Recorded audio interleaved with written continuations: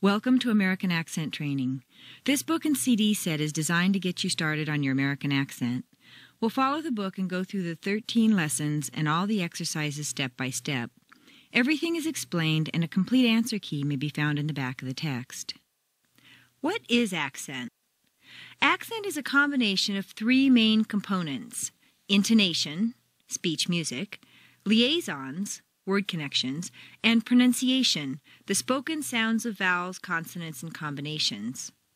As you go along, you'll notice that you're being asked to look at accent in a different way.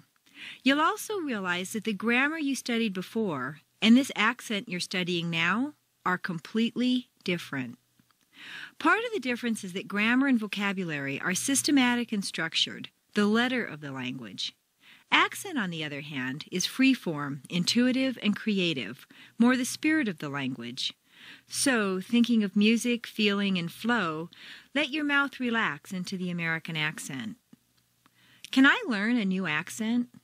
Can a person actually learn a new accent? Many people feel that after a certain age, it's just not possible. Can classical musicians play jazz? If they practice, of course they can. For your American accent, it's just a matter of learning and practicing techniques this book and CD set will teach you. It's up to you to use them or not. How well you do depends mainly on how open and willing you are to sounding different from the way you've sounded all your life. A very important thing you need to remember is that you can use your accent to say what you mean and how you mean it. Word stress conveys meaning through tone or feeling, which can be much more important than the actual words that you use. We'll cover the expression of these feelings through intonation in the first lesson. You may have noticed that I talk fast and often run my words together. You've probably heard enough English teacher English where everything is pronounced without having to listen too carefully. That's why on the CDs we're going to talk just like the native speakers that we are, in a normal conversational tone. Native speakers may often tell people who are learning English to slow down and to speak clearly. This is meant with the best of intentions, but it's exactly the opposite of what a student really needs to do. If you speak fairly quickly and with strong intonation, you'll be understood more easily. To illustrate this point, you'll hear a Vietnamese student first trying to speak slowly and carefully, and then repeating the same words quickly and with strong intonation. Studying, this exercise took her only about 2 minutes to practice, but the difference makes her sound as if she'd been in America for many years. Please listen. You'll hear the same words twice. Hello, my name is Mui. I'm taking American accent training. Hello, my name is Mui. I'm taking American accent training. You may have to listen to this CD a couple of times to catch everything. To help you, every word on the CD is also written in the book. By seeing and hearing simultaneously, you'll learn to reconcile the differences between the appearance of English, spelling, and the sound of English, pronunciation, and the other aspects of accent. The CD leaves a rather short pause for you to repeat into. The point of this is to get you responding quickly and without spending too much time thinking about your response. Accent versus pronunciation. Many people equate accent with pronunciation. I don't feel this to be true at all. America is a big country, and while the pronunciation varies from the East Coast to the West Coast, from the southern to the northern states, two components that are uniquely American stay basically the same: the speech music, or intonation, and the word connections, or liaisons. Throughout this program, we'll focus on them. In the latter part of the book, we'll work on pronunciation concepts such as cat, caught, cut, and Betty bought a bit of better butter. We'll also work our way through some of the difficult sounds such as TH, the American R, the L, V, and Z. Which accent is correct? American accent training was created to help people sound American for lectures, interviews, teaching, business situations, and general daily communication. Although America has many regional pronunciation differences, the accent you will learn is that of standard American English as spoken and understood by the majority of educated native speakers in the United States. Don't worry that you'll sound slangy or too casual, because you most definitely won't. This is the way a professor lectures to a class, the way a national newscaster broadcasts, the way that is most comfortable and familiar to the majority of native speakers. Why is my accent so bad? Learners can be seriously hampered by a negative outlook, so I'll address this very important point early. First, your accent is not bad.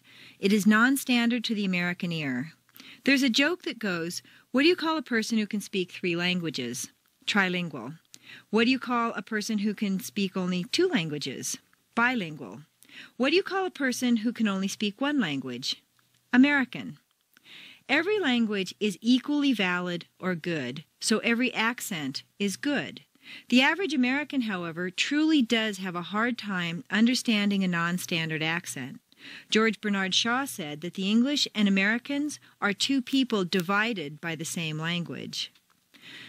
Some students learn to overpronounce English because they naturally want to say the word as it is written. Too often, an English teacher may allow this, perhaps thinking that colloquial English is unsophisticated, unrefined, or even incorrect. Not so at all. Just as you don't say the T in listen, the double T in better is pronounced D, better. Any other pronunciation will sound foreign, strange, wrong, or different to a native speaker. Less than it appears, more than it appears. As you will see in Exercise 121, Squeezed Out Syllables on page 18, some words appear to have 3 or more syllables, but all of them are not actually spoken. For example, business is not business, but rather business. Just when you get used to eliminating whole syllables from words, you're going to come across other words that look as if they have only 1 syllable, but really need to be said with as many as 3. In addition, the inserted syllables are filled with letters that are not in the written word. I'll give you 2 examples of this strange phenomenon. Pool looks like a nice 1-syllable word, but if you say it this way, at best it will sound like pool, and at worst it will be unintelligible to your listener. For clear comprehension, you need to say 3 syllables, pool. Where did that W come from? It's certainly not written down anywhere, but it is there just as definitely as the P is there. The second example is a word like feel.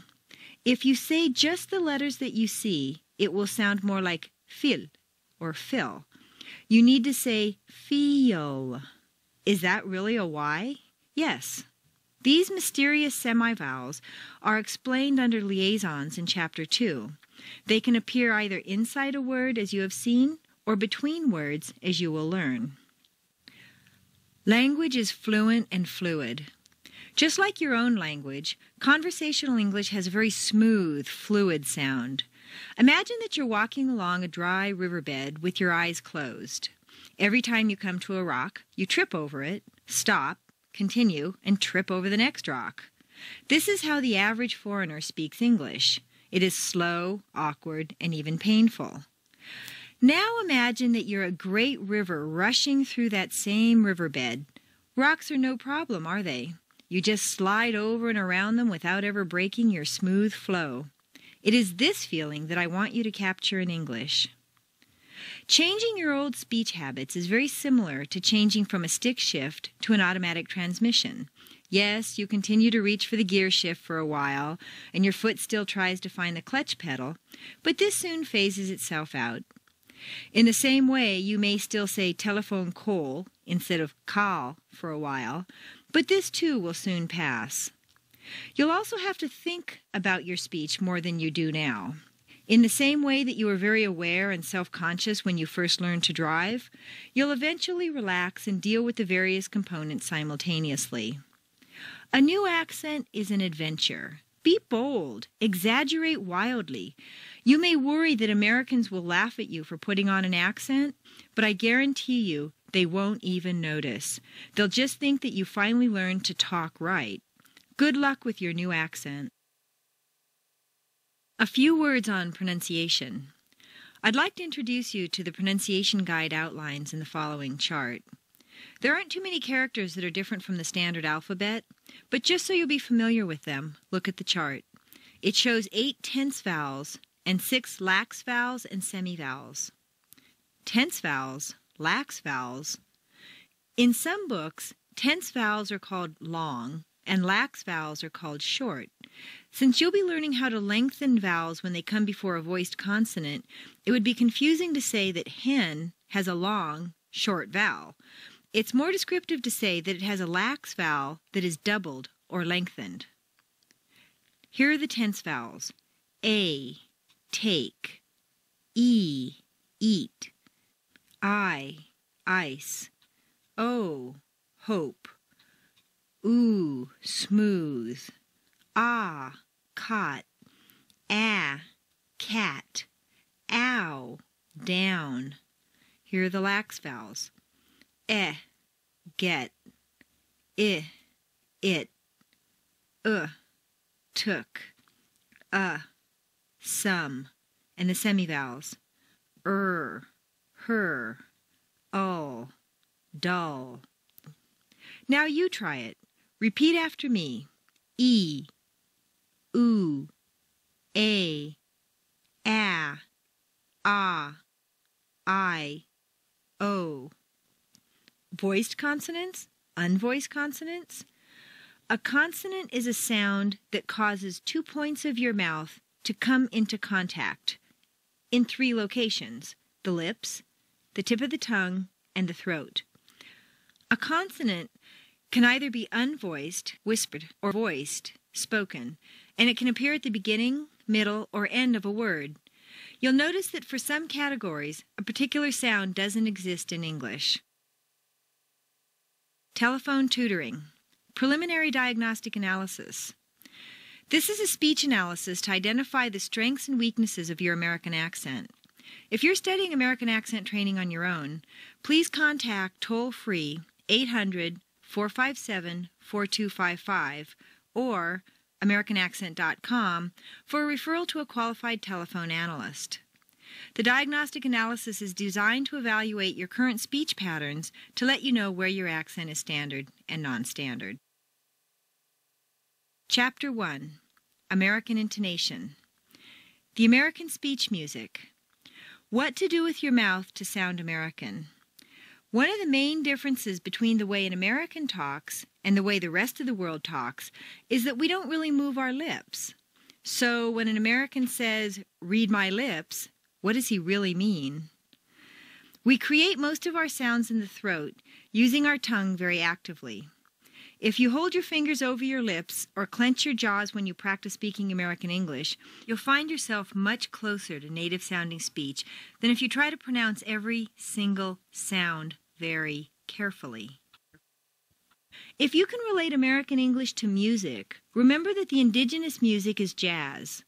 Listen to their speech music and you'll hear that Americans have a melodic, jazzy way of producing sounds. Imagine the sound of a cello when you say "Betty bought a bit of better butter," and you'll be close to the native way of saying it. Because most Americans came from somewhere else, American English reflects the accent contributions of many lands. The speech music has become much more exaggerated than British English, developing a strong and distinctive intonation. If you use this intonation, not only will you be easier to understand, but you'll sound much more confident, dynamic, and persuasive. Intonation, or speech music, is the sound that you hear when a conversation is too far away to be clearly audible, but close enough for you to tell the nationality of the speakers. The American intonation dictates liaisons and pronunciation, and it indicates mood and meaning. Without intonation, your speech would be flat, mechanical, and very confusing for your listener. What is the American intonation pattern? How is it different from other languages? For example, if you hear a Japanese person speaking English, the sound would be very choppy, mechanical, and unemotional to an American. The same way with German peoples. It sounds too stiff. A man from Paris, on the other hand, his intonation goes up at the end of every sentence. and has such a strong intonation that he sounds romantic and highly emotional, but this may not be appropriate for a lecture or a business meeting in English. American intonation do's and don'ts. Do not speak word by word. Bob is on the phone. If you speak word by word, as many people who learned printed English do, you'll end up sounding mechanical and foreign. You may have noticed the same thing happens in your own language. When someone reads a speech, even a native speaker, it sounds stiff and stilted, quite different from a normal conversational tone. Connect words to form sound groups. This is where you're going to start doing something completely different than what you've done in your previous English studies. This part is the most difficult for many people because it goes against everything they've been taught. Instead of thinking of each word as a unit, think of sound units. These sound units may or may not correspond to a word written on a page. Native speakers don't say, Bob is on the phone, but say, Bob is on the phone. Sound units make a sentence flow smoothly like peanut butter, never really ending and never really starting, just flowing along. Even chunky peanut butter is acceptable. So long as you don't try to put plain peanuts directly onto your bread, you'll be okay. Use staircase intonation. Let those sound groups floating on the wavy river in the figure flow downhill and you'll get the staircase. Staircase intonation not only gives you that American sound, it also makes you sound much more confident. Not every American uses the downward staircase. A certain segment of the population uses rising staircases, generally teenagers on their way to the shopping mall. Hi, my name's Tiffany. I live in La Cañada. I'm on the Pep Squad. What exactly is staircase intonation? In saying your words, imagine that they come out as if they were bounding lightly down a flight of stairs. Every so often, one jumps up to another level and then starts down again. Americans tend to stretch out their sounds longer than you may think is natural. So to lengthen your vowel sounds, put them on 2 stair steps instead of just 1. Instead of we're here, say we're here. The sound of an American speaking a foreign language is very distinctive because we double sounds that should be single. For example, in Spanish or Japanese, the word no is, to our ear, clipped or abbreviated. No. And in Standard American, no. When you have a word ending in an unvoiced consonant, one that you whisper, t, k, s, x, f, sh, you'll notice that the preceding vowel is said quite quickly and on a single stair step. When a word ends in a vowel or a voiced consonant, one that you say, b, d, g, z, v, j, j, the preceding vowel is said more slowly and on a double stair step. Unvoiced, seat. Voiced, seed. There are 2 main consequences of not doubling the second category of words. Either your listener will hear the wrong word, or even worse, you'll always sound upset. Consider that the words curt, short, terse, abrupt, and clipped all literally mean short. When applied to a person or to language, they take on the meaning of upset or rude. For example, in the expressions his curt reply, her terse response, or he was very short with me, all indicate a less than sunny situation. Exercise 1-1. Rubber band practice with nonsense syllables. Take a rubber band and hold it with your 2 thumbs. Every time you want to stress a word by changing pitch, pull on the rubber band. Stretch it out gently, don't jerk it sharply. Make a looping figure with it and do the same with your voice. Use the rubber band and stretch it out every time you change pitch. Read first across, then down. 1. Da da da. La la la. Me me me. Ho ho ho. 2. Da da da. La la la. Me me me. Ho ho ho. 3. Da da da. La la la. Me me me. Ho ho ho. 4. Da da da. La la la. Me me me. Ho ho ho. Now down. Column A. Da da da. Da-da-da, da-da-da, da-da-da. B. La la la, la la la, la la la, la la la. C. Me me me, me me me, me me me, me me me. D. Ho ho ho, ho ho ho, ho ho ho, ho ho ho. Read each column down, keeping the same intonation pattern. A. Da da da. A B C. 1 2 3. Dogs eat bones. Next, column B. Da da da. Imprecise. A hot dog. They eat bones. C. Da da da. Condition. A hot dog. They eat them. D. Da da da. Alphabet. Hot dog stand. Give me one. Staircase intonation. So what is intonation in American English? What do Americans do? We go up and down staircases. We start high and end low.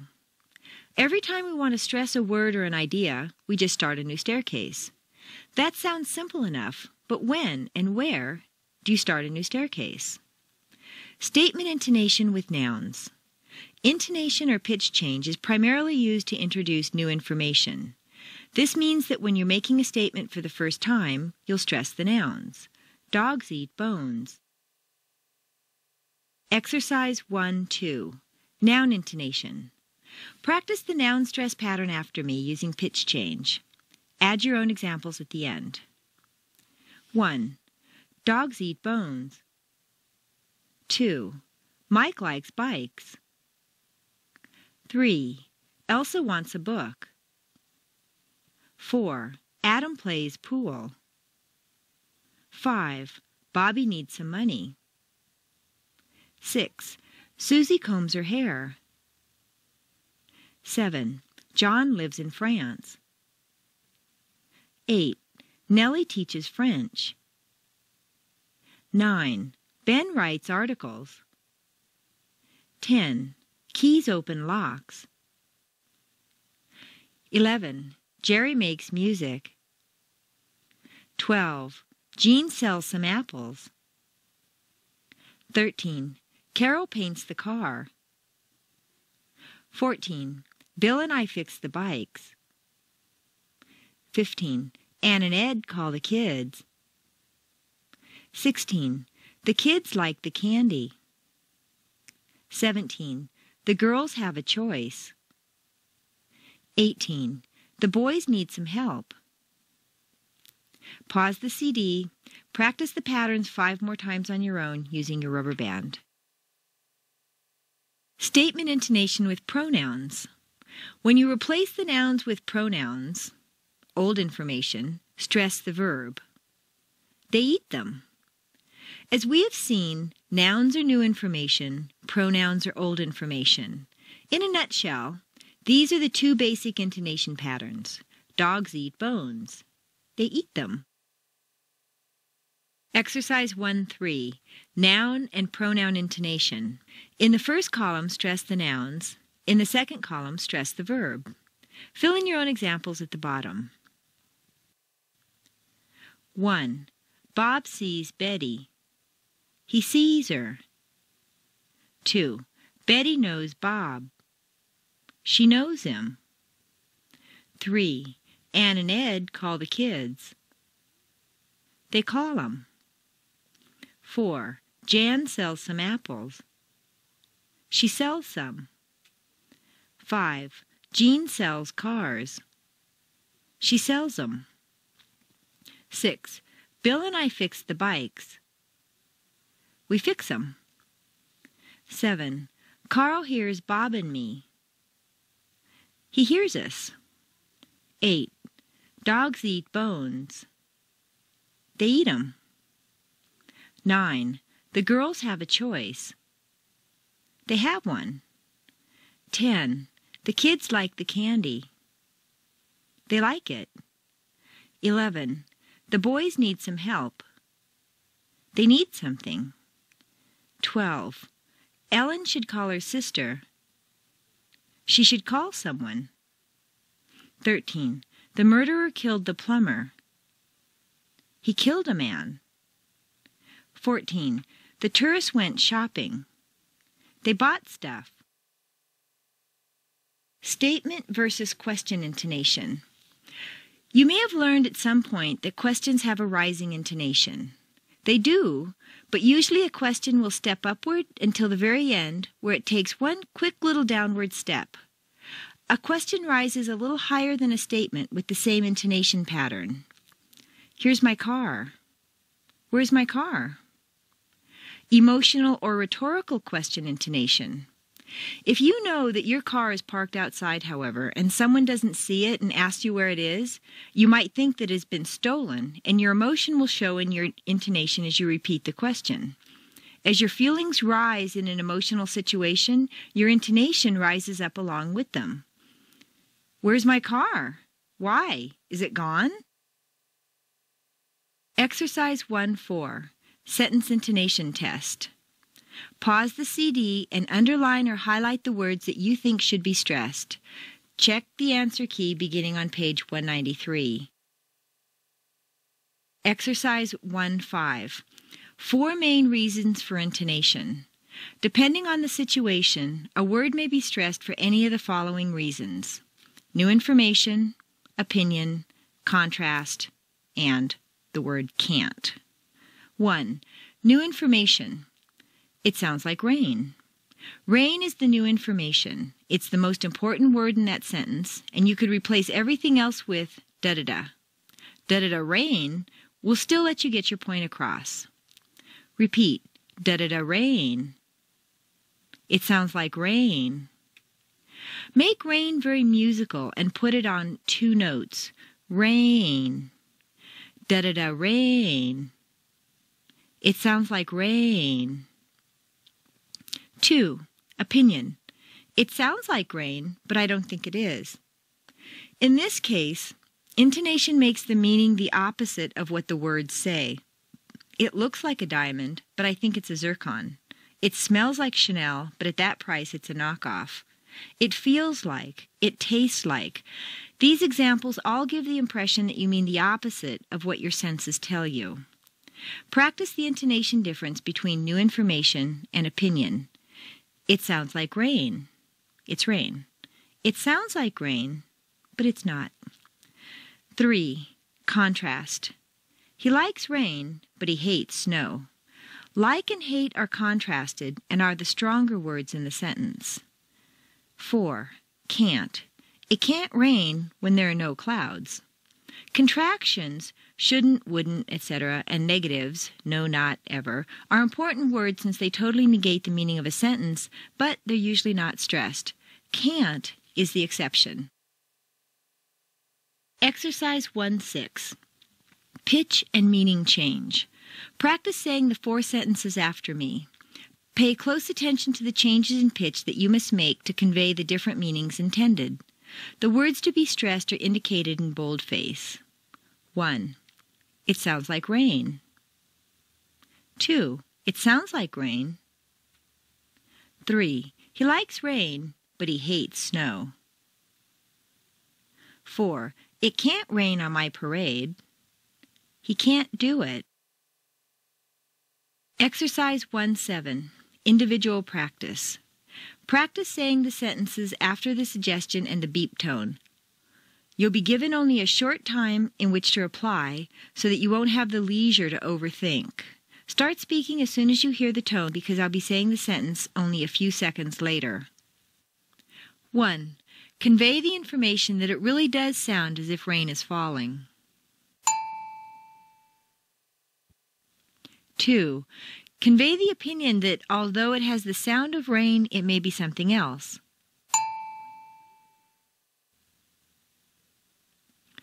3. Convey the different feelings that someone has about rain and snow. 4. Convey the fact that rain is an impossibility right now. Pause the CD.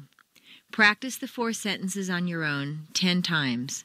Once you're familiar with moving the stress around and feeling how the meaning changes, turn the CD on to continue with the next exercise. Exercise 1-8. Meaning of pretty. Native speakers make a clear distinction between pretty easily, and pretty easily, a little difficult. Repeat the answers after me, paying close attention to your stress. Question. How do you like the movie? Answer. 1. Was pretty good. She liked it. 2. It was pretty good. She didn't like it much. Exercise 1-8. Meaning of pretty. Native speakers make a clear distinction between pretty easily, and pretty easily, a little difficult. Repeat the answers after me, paying close attention to your stress. Question. How do you like the movie? Answer. 1. Was pretty good. She liked it. 2. It was pretty good. She didn't like it much.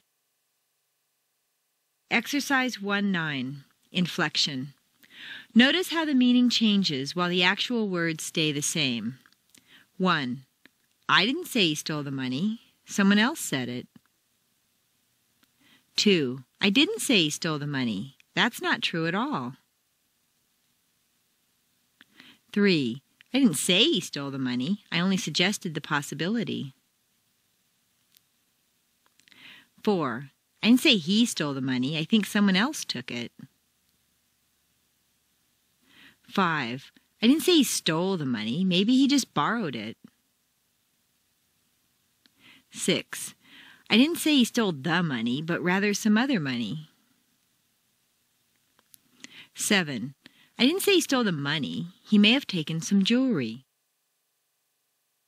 Exercise 1-10. Individual practice. Now, let's see what you can do with the same sentence just by changing the stress around to different words. I'll tell you which meaning to express. When you hear the tone, say the sentence as quickly as you can, then I'll say the sentence for you. To test your ear, I'm going to repeat the sentences in random order. Try to determine which word I'm stressing.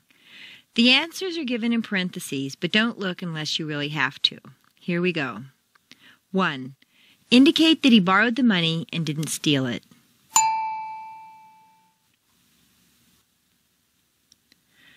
I didn't say he stole the money. Maybe he just borrowed it. 2. Indicate that you're denying having said that he stole it.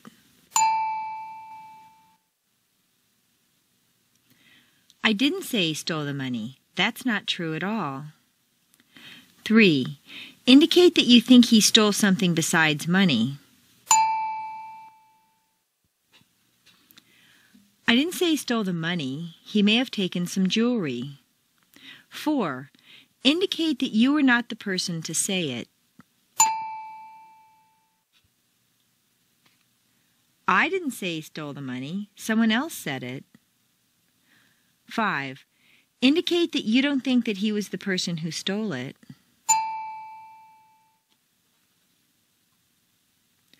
I didn't say he stole the money. I think someone else took it. 6. Indicate that you didn't say it outright, but did suggest it in some way.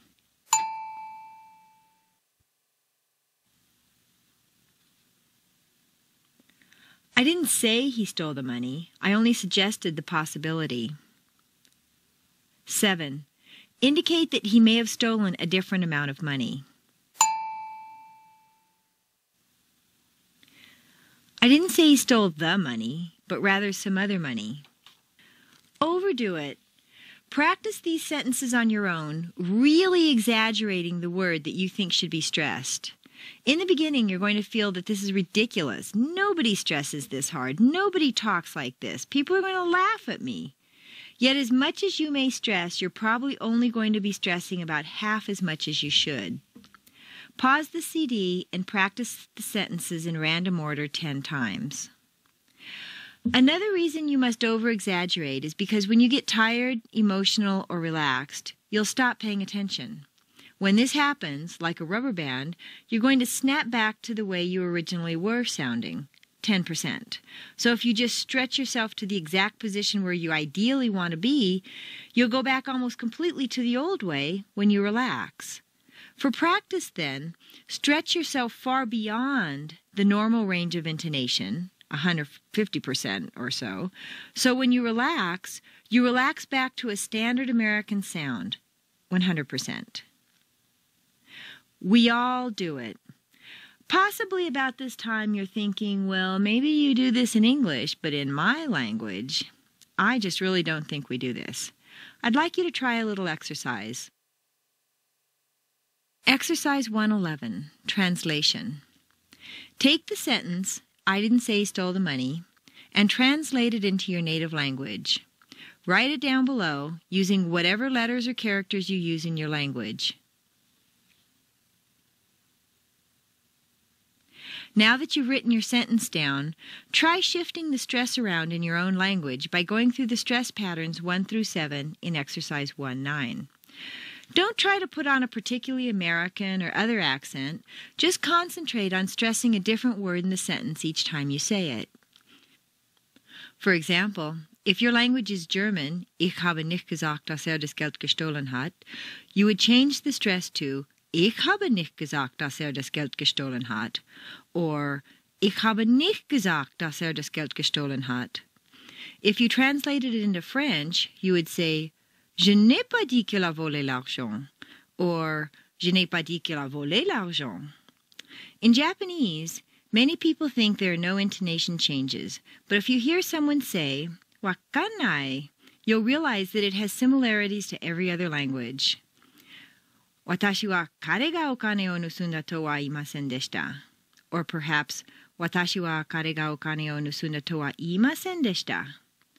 No matter how strange it may sound to you, stress each different word several times in your language. You may notice that with some words it sounds perfectly normal, but with other words it sounds very strange. Or you may find that in your language, rather than stressing a word, you prefer to change the word order or substitute another word. Whatever you do is fine, as long as you realize where your language patterns are similar to and different from the American English intonation patterns. Then, when you do it again in English, it'll be much easier. Note, an excellent exercise is to practice speaking your native language with an American accent. If you can sound like an American speaking your native language, imagine how easy it would be to speak English with an American accent. Pause the CD and practice shifting the stressed words in your native language. Intonation contrast. Below are 2 sentences. The first is stressed on the most common everyday word, book. 9 times out of 10, people will stress the sentence in this way. The second sentence has a less common but perfectly acceptable intonation since we're making a distinction between 2 possible locations. Normal intonation. Where's the book? It's on the table. Changed intonation. Is the book on the table or under it? It's on the table. Pause the CD and repeat the sentences. Exercise 112. Create your own intonation contrast. Write a short sentence and indicate where you think the most normal intonation would be placed. Then, change the meaning of the sentence slightly and change the intonation accordingly. Exercise 113. Variable stress.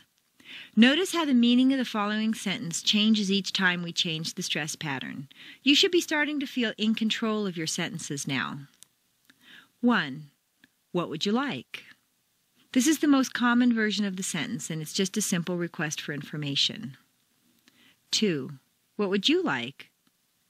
This is to single out an individual from a group. 3. What would you like? You've been discussing the kinds of things that he might like, and you want to determine his specific desires. Now that you mention it, what would you like? Or, he has rejected several things, and a little exasperated, you ask, if you don't want any of these, what would you like? 4. What would you like?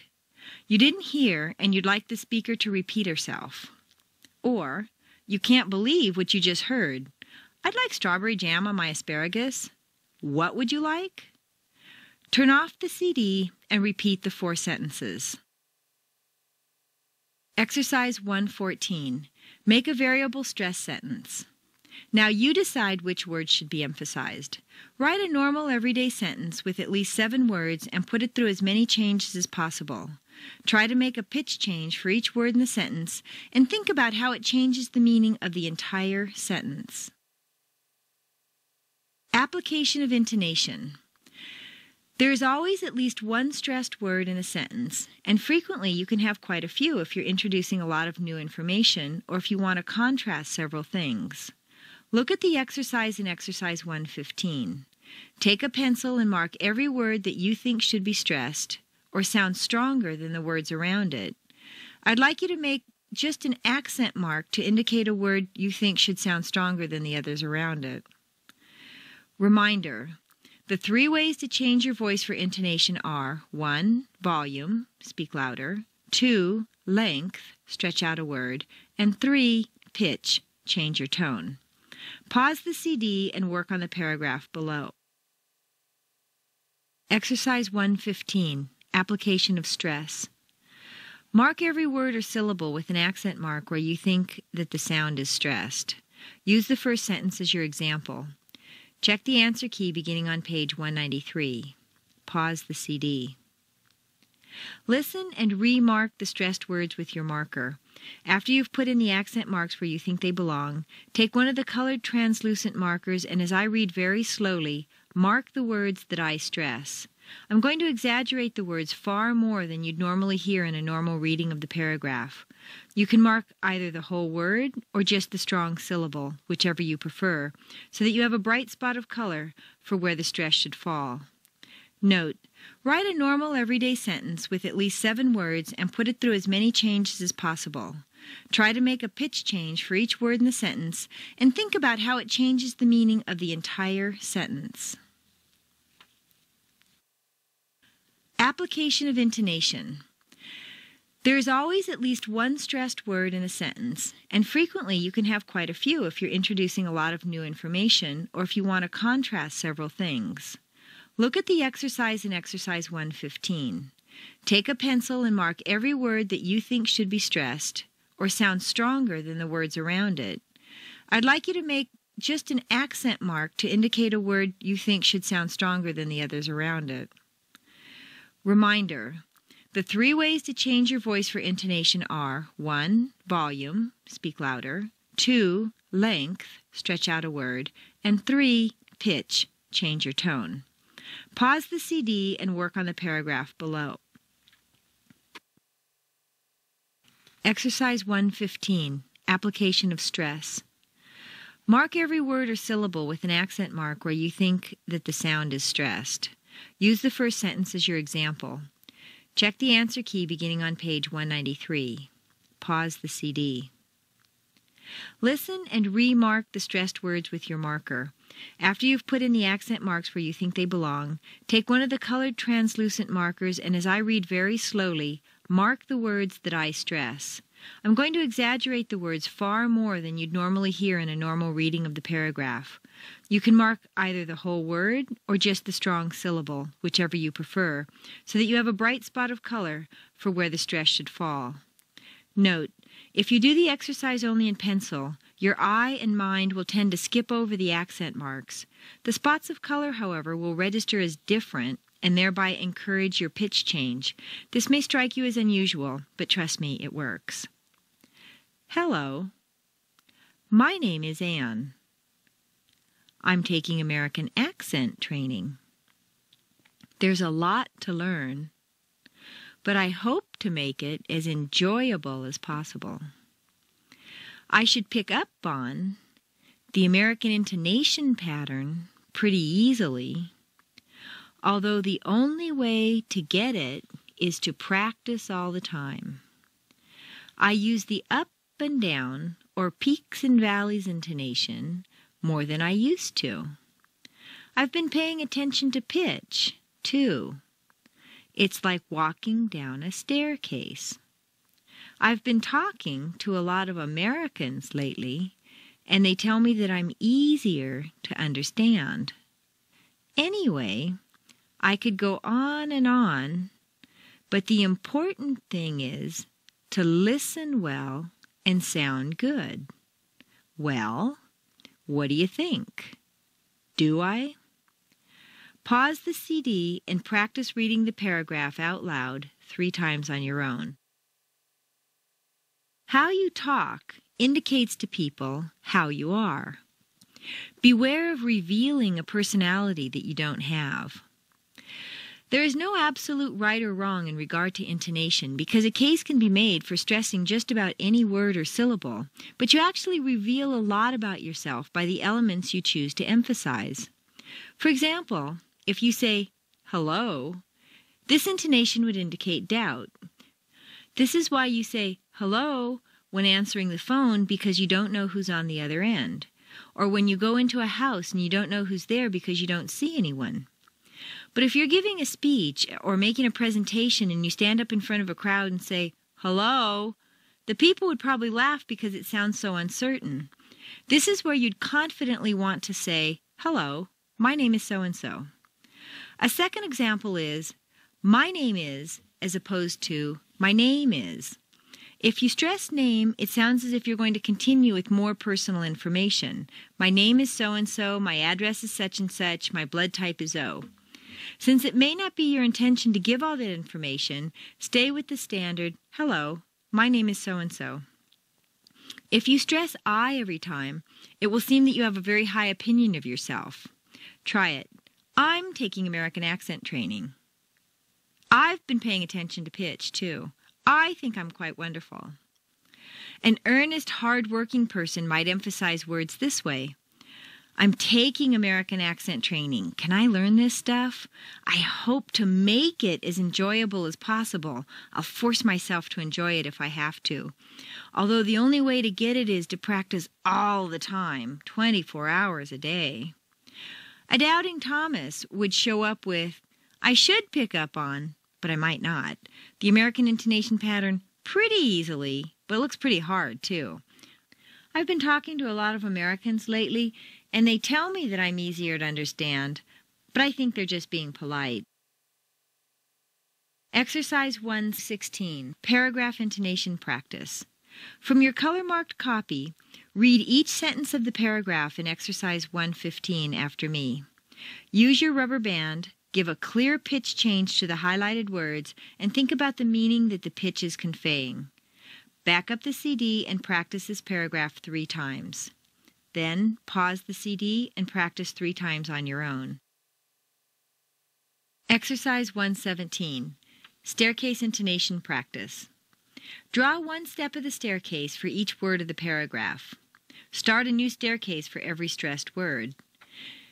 There usually is more than 1 staircase in a sentence. New sentences don't have to start new staircases. They can continue from the previous sentence until you come to a stressed word. I'll read the beginning sentences. Check the first sentence against the example.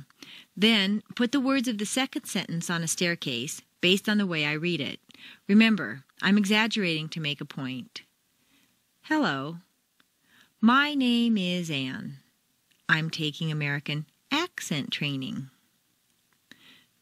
There's a lot to learn, but I hope to make it as enjoyable as possible.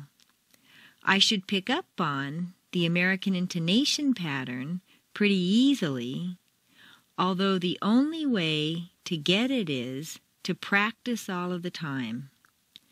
I use the up and down, or peaks and valleys intonation more than I used to. I've been paying attention to pitch, too. It's like walking down a staircase. I've been talking to a lot of Americans lately, and they tell me that I'm easier to understand. Anyway, I could go on, but the important thing is to listen well and sound good. Well, what do you think? Do I? Write out the rest of the staircases. Turn the CD back on to check your staircases with the way I read the paragraph. Pause the CD again to check your staircases in the answer key beginning on page 193. Back up the CD and listen and repeat my reading of the paragraph while following the staircases in the answer key. Exercise 118. Reading with staircase intonation. Read the following with clear intonation where marked. Hello. My name is Anne. I'm taking American accent training. There's a lot to learn, but I hope to make it as enjoyable as possible. I should pick up on the American intonation pattern pretty easily, although the only way to get it is to practice all the time.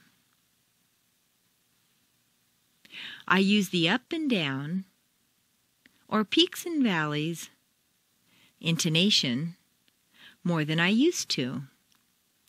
I've been paying attention to pitch, too. It's like walking down a staircase. I've been talking to a lot of Americans lately, and they tell me that I'm easier to understand. Anyway, I could go on and on, but the important thing is to listen well and sound good. Well, what do you think? Do I? Exercise 119, Spelling and Numbers. Just as there is stress in words or phrases, there is intonation in spelling and numbers. Americans seem to spell things out much more than other people. In any bureaucratic situation, you'll be asked to spell names and give all kinds of numbers, your phone number, your birth date, and so on. There's a distinct stress and rhythm pattern to both spelling and numbers, usually in groups of 3 or 4 letters or numbers, with the stress falling on the last member of the group. Acronyms, phrases that are represented by the first letter of each word, and initials are usually stressed on the last letter. Just listen to the words as I say them, then repeat the spelling after me. IBM, MIT, PhD, MBA, LA, IQ, RSVP, TV, USA, ASAP, CIA, FBI, USMC, COD, SOS, XYZ, Box, BOX, Cook, COOK, Wilson, WILSON, Area code 213, zip code 94708, date 9662, phone number 555-9132. Exercise 120, Sound Meaning Shifts. Intonation is powerful. It can change meaning and pronunciation. Here, you'll get a chance to play with the sounds. Remember, in the beginning, the meaning isn't that important. Just work on getting control of your pitch changes. Use your rubber band for each stressed word. My tie. My tie. Might I? My keys. My keys. My keys. In key. In key. Inky. My tea. Mighty. My D. I have two. I have two. I have to. How many kids do you have? I have two. I've been to Europe. I have too. Why do you work so hard? I have to. Exercise 121, Squeezed Out Syllables. Intonation can also completely get rid of certain entire syllables. Some longer words that are stressed on the first syllable squeeze weak syllables right out. Cover up the regular columns and read the words between the brackets.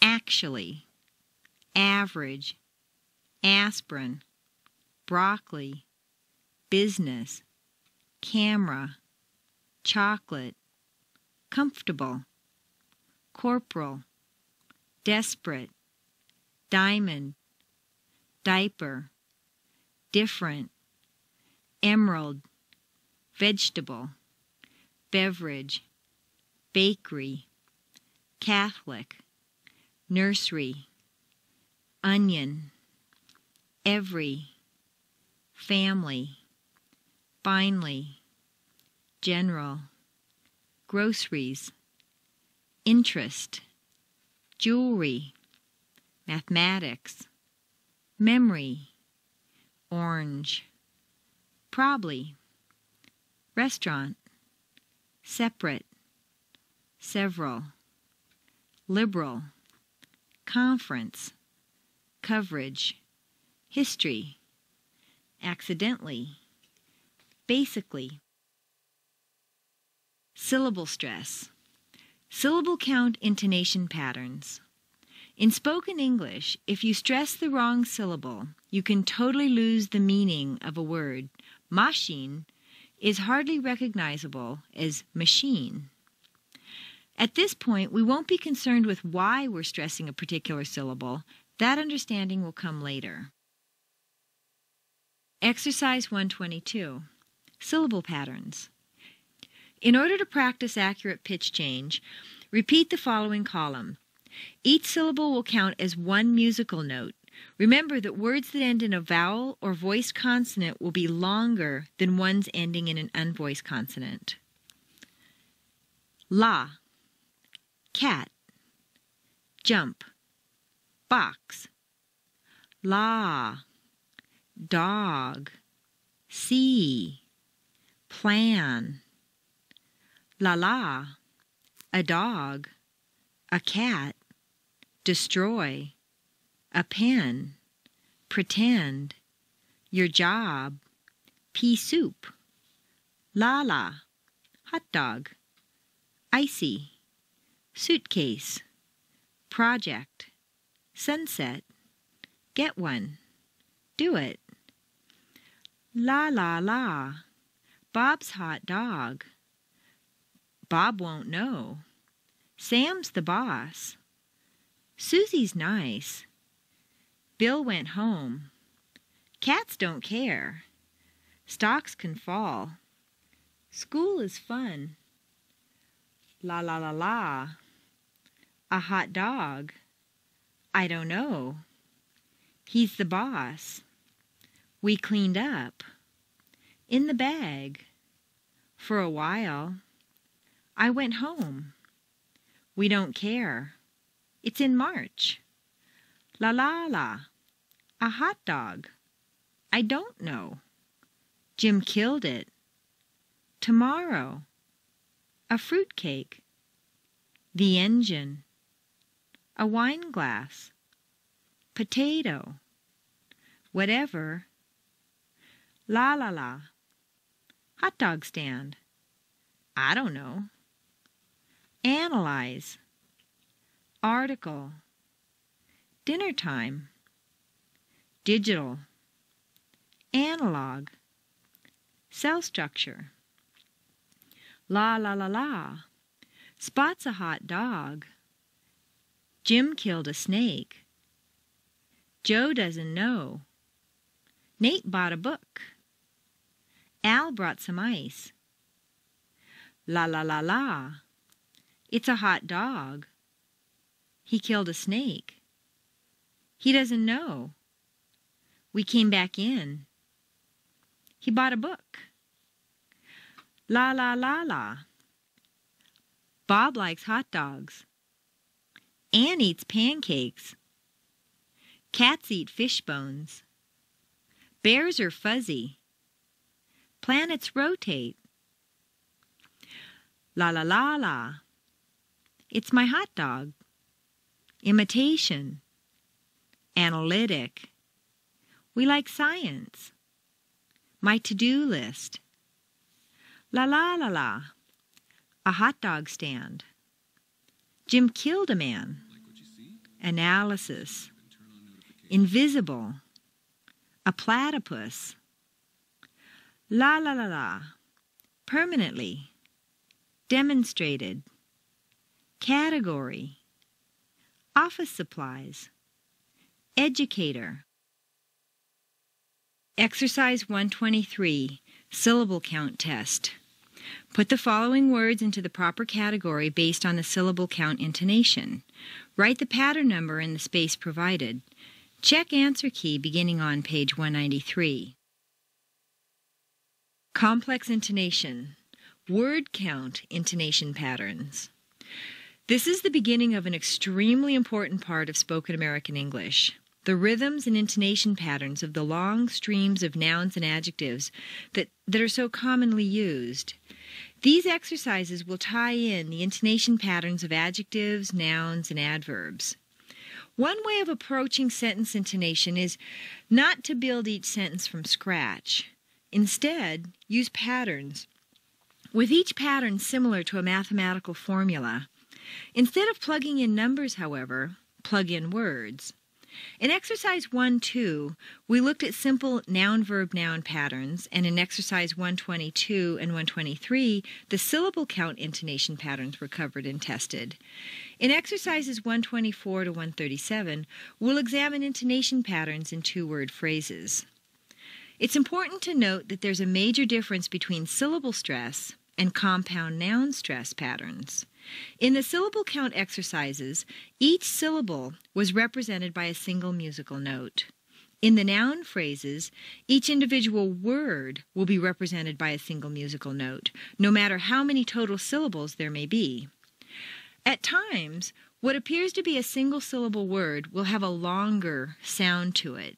Seed takes longer to say than seat, for example. This was introduced on page 3, where you learned that a final voice consonant causes the previous vowel to double. Exercise 124, single word phrases. Repeat the following noun and adjective sentences. 1. It's a nail. It's short. 2. It's a cake. It's chocolate. 3. It's a tub. It's hot. 4. It's a drive. It's hard.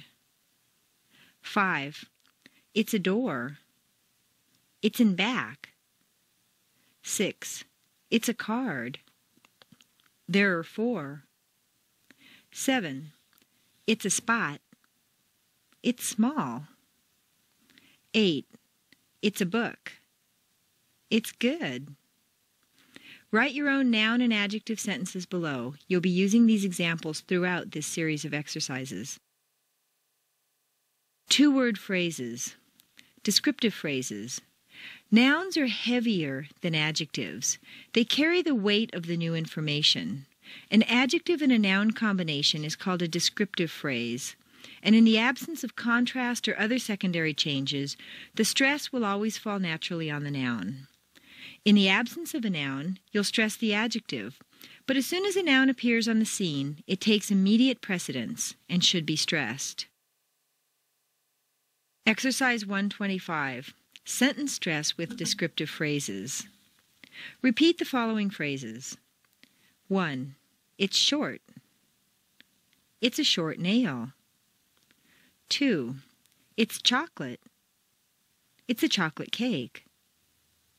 3. It's good. It's a good plan. 4. It's guarded. It's a guarded gate. 5. It's wide. It's a wide river. 6. There are 4. There are 4 cards. 7. It was small. It was a small spot. 8. It's the best. It's the best book. Pause the CD and write your own adjective and noun-adjective sentences. Use the same words from Exercise 124. Exercise 126. 2 types of descriptive phrases. Repeat. 1. It's a short nail. It's really short. 2. It's a chocolate cake. It's dark chocolate. 3. It's a hot bath. It's too hot. 4. It's a hard drive. It's extremely hard. 5. It's the back door. It's far back. 6. There are 4 cards. There are only 4. 7. It's a small spot. It's laughably small. 8. It's a good book. It's amazingly good. Pause the CD and write your own adjective, noun, and adverb adjective sentences, carrying over from Exercise 125. Exercise 127. Descriptive phrase story. The Ugly Duckling. The following well-known story has been rewritten to contain only descriptions. Stress the second word of each phrase. Repeat after me. There's a mother duck. She lays 3 eggs. Soon there are 3 baby birds. 2 of the birds are very beautiful. One of them is quite ugly. The beautiful ducklings make fun of their ugly brother. The poor thing is very unhappy. As the 3 birds grow older, the ugly duckling begins to change. His gray feathers turn snowy white.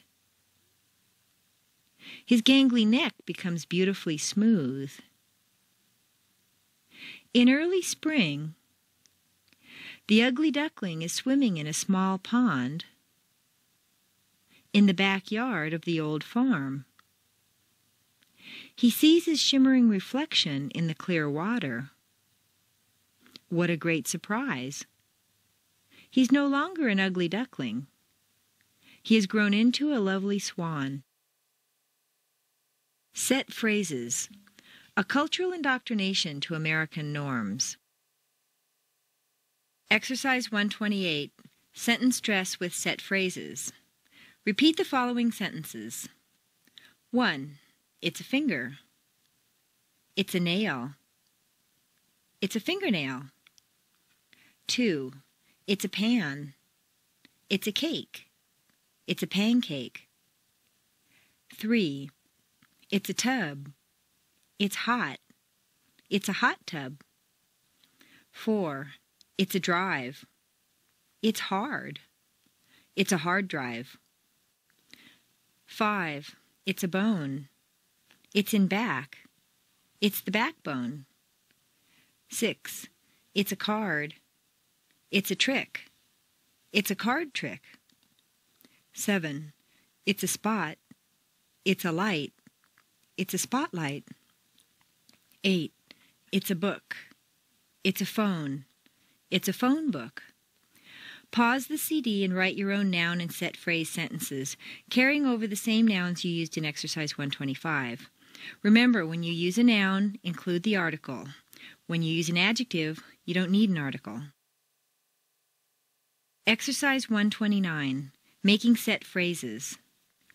Pause the CD and add a noun to each word as indicated by the picture. Check answer key beginning on page 193.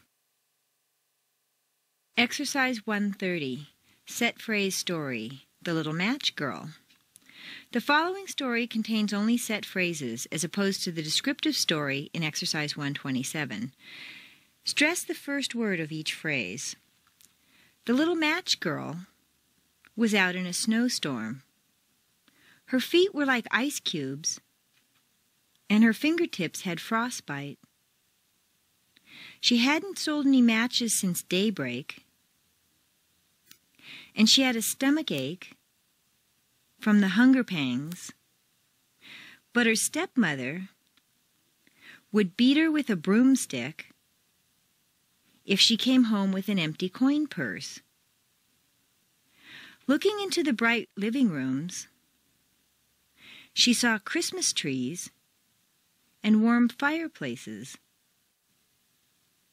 Out on the snowbank, she lit a match and saw the image of a grand dinner table of food before her. As the matchstick burned, the illusion slowly faded. She lit another one, and saw a room full of happy family members. On the last match, her grandmother came down and carried her home.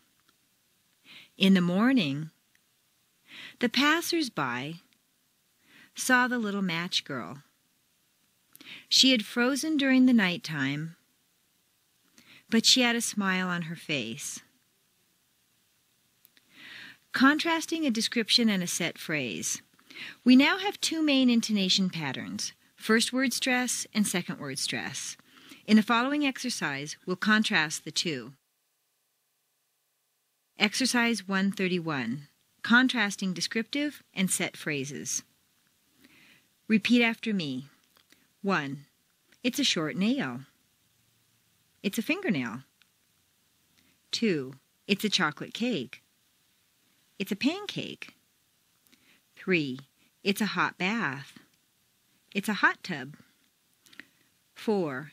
It's a long drive. It's a hard drive. 5. It's the back door. It's the backbone. 6. There are 4 cards. It's a card trick. 7. It's a small spot. It's a spotlight. 8. It's a good book. It's a phone book. Pause the CD and rewrite your descriptive phrases, Exercise 125, and set phrases, Exercise 128. Exercise 132, two-word stress. Repeat the following pairs. A light bulb. A light bulb. Blue pants. Blue jeans. A cold fish. A goldfish. A gray hound. A greyhound. An old key. An in key. A white house. The White House. A nice watch. A wristwatch. A sticky web. A spider web. A clean cup. A coffee cup. A sharp knife. A steak knife. A baby alligator. A baby bottle. A shiny tack. Thumbtacks. A wire brush. A hairbrush. A new ball. A football. A toy gun. A machine gun. A silk bow. A Band-Aid. A bright star. A firecracker. Mary Jones. A mailbox. Bob Smith. A spray can.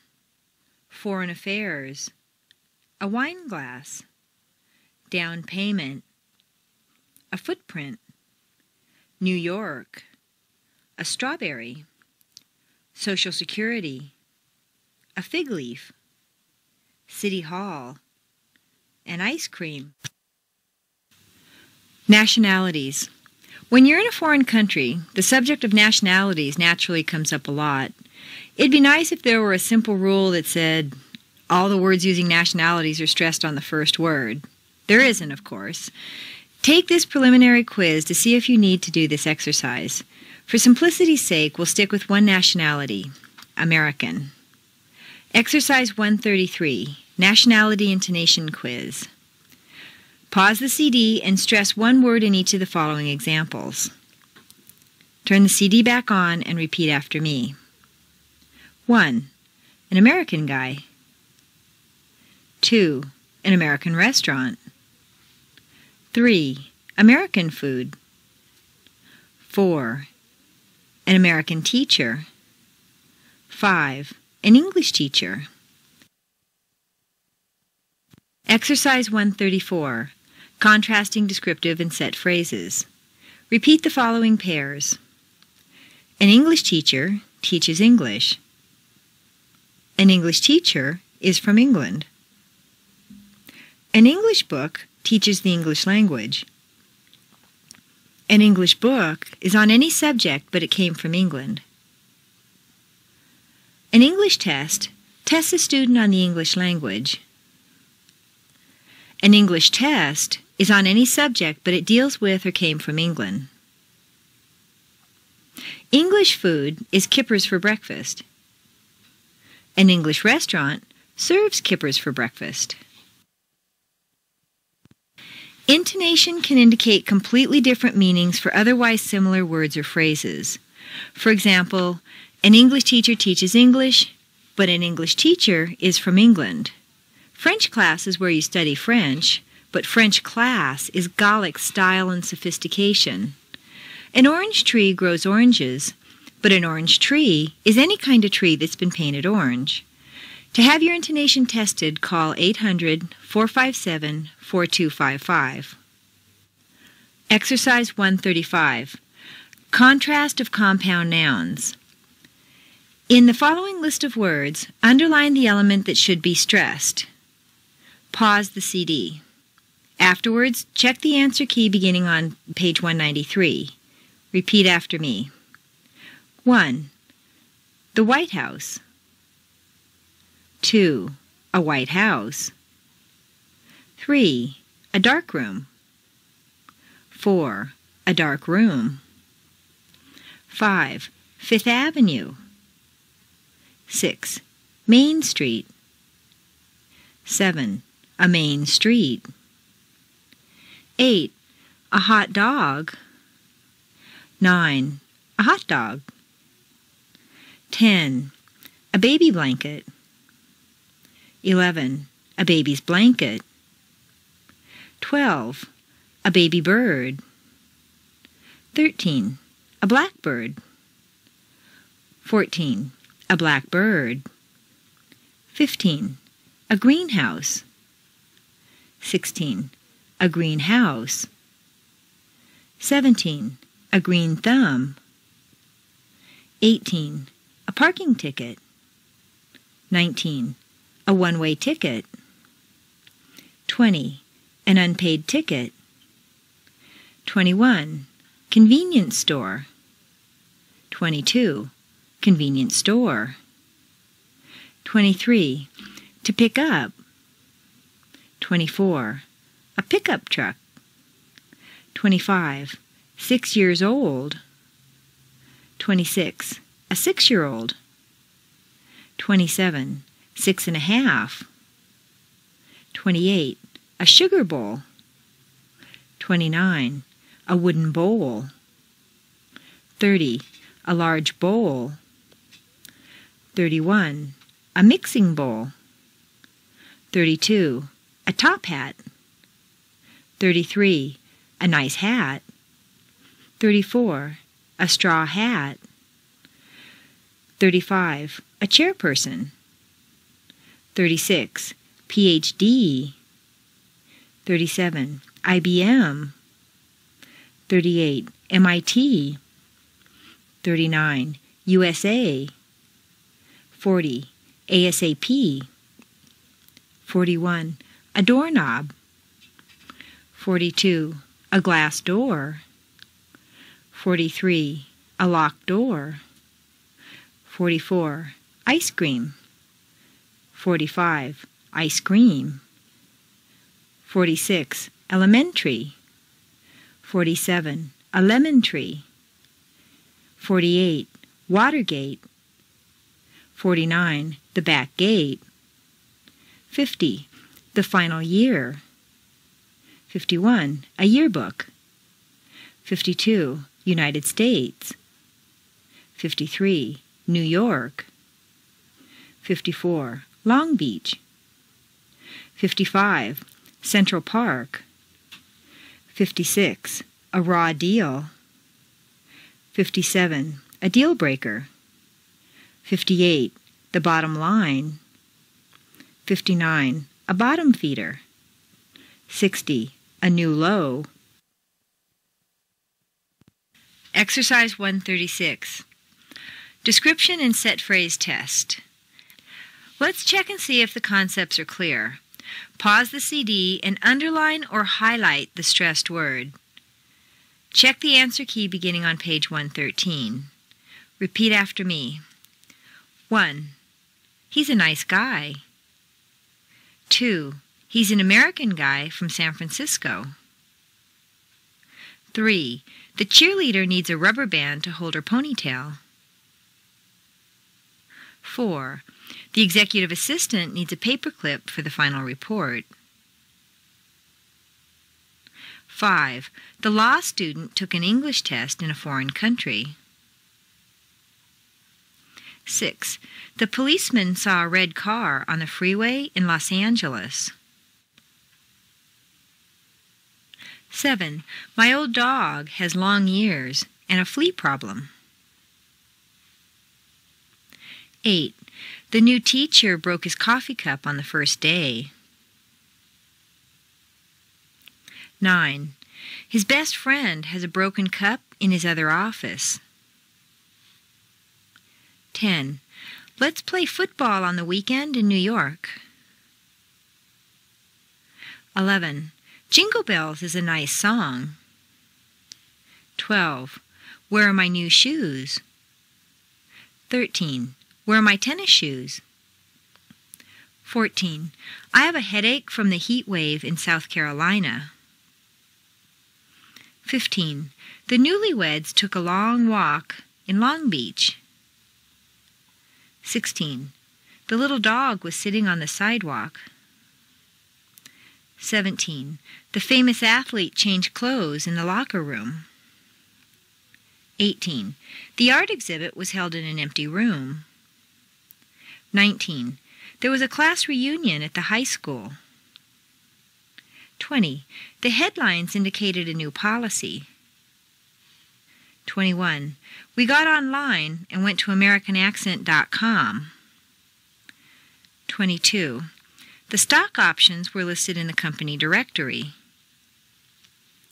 23. All the second graders were out on the playground. Exercise 137. Descriptions and set phrases. Goldilocks.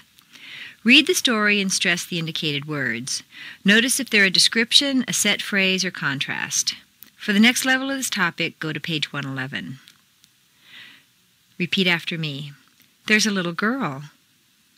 Her name is Goldilocks. She's in a sunny forest. She sees a small house. She knocks on the door, but no one answers. She goes inside. In the large room, there are 3 chairs. Goldilocks sits on the biggest chair, but it's too high. She sits on the middle-sized one, but it's too low. She sits on the small chair, and it's just right. On the table, there are 3 bowls. There's hot porridge in the bowls. She tries the first one, but it's too hot. The second one is too cold. And the third one is just right. So she eats it all. After that, she goes upstairs. She looks around. There are 3 beds. So she sits down. The biggest bed is too hard. The middle-sized bed is too soft. The little one is just right, so she lies down. Soon she falls asleep. In the meantime, the family of 3 bears comes home. The papa bear, the mama bear, and the baby bear. They look around. They say, "Who's been sitting in our chairs and eating our porridge?" Then they run upstairs. They say, "Who's been sleeping in our beds?" Goldilocks wakes up. She's very scared. She runs away. Goldilocks never comes back. Grammar in a nutshell. Everything you ever wanted to know about grammar, but were afraid to use.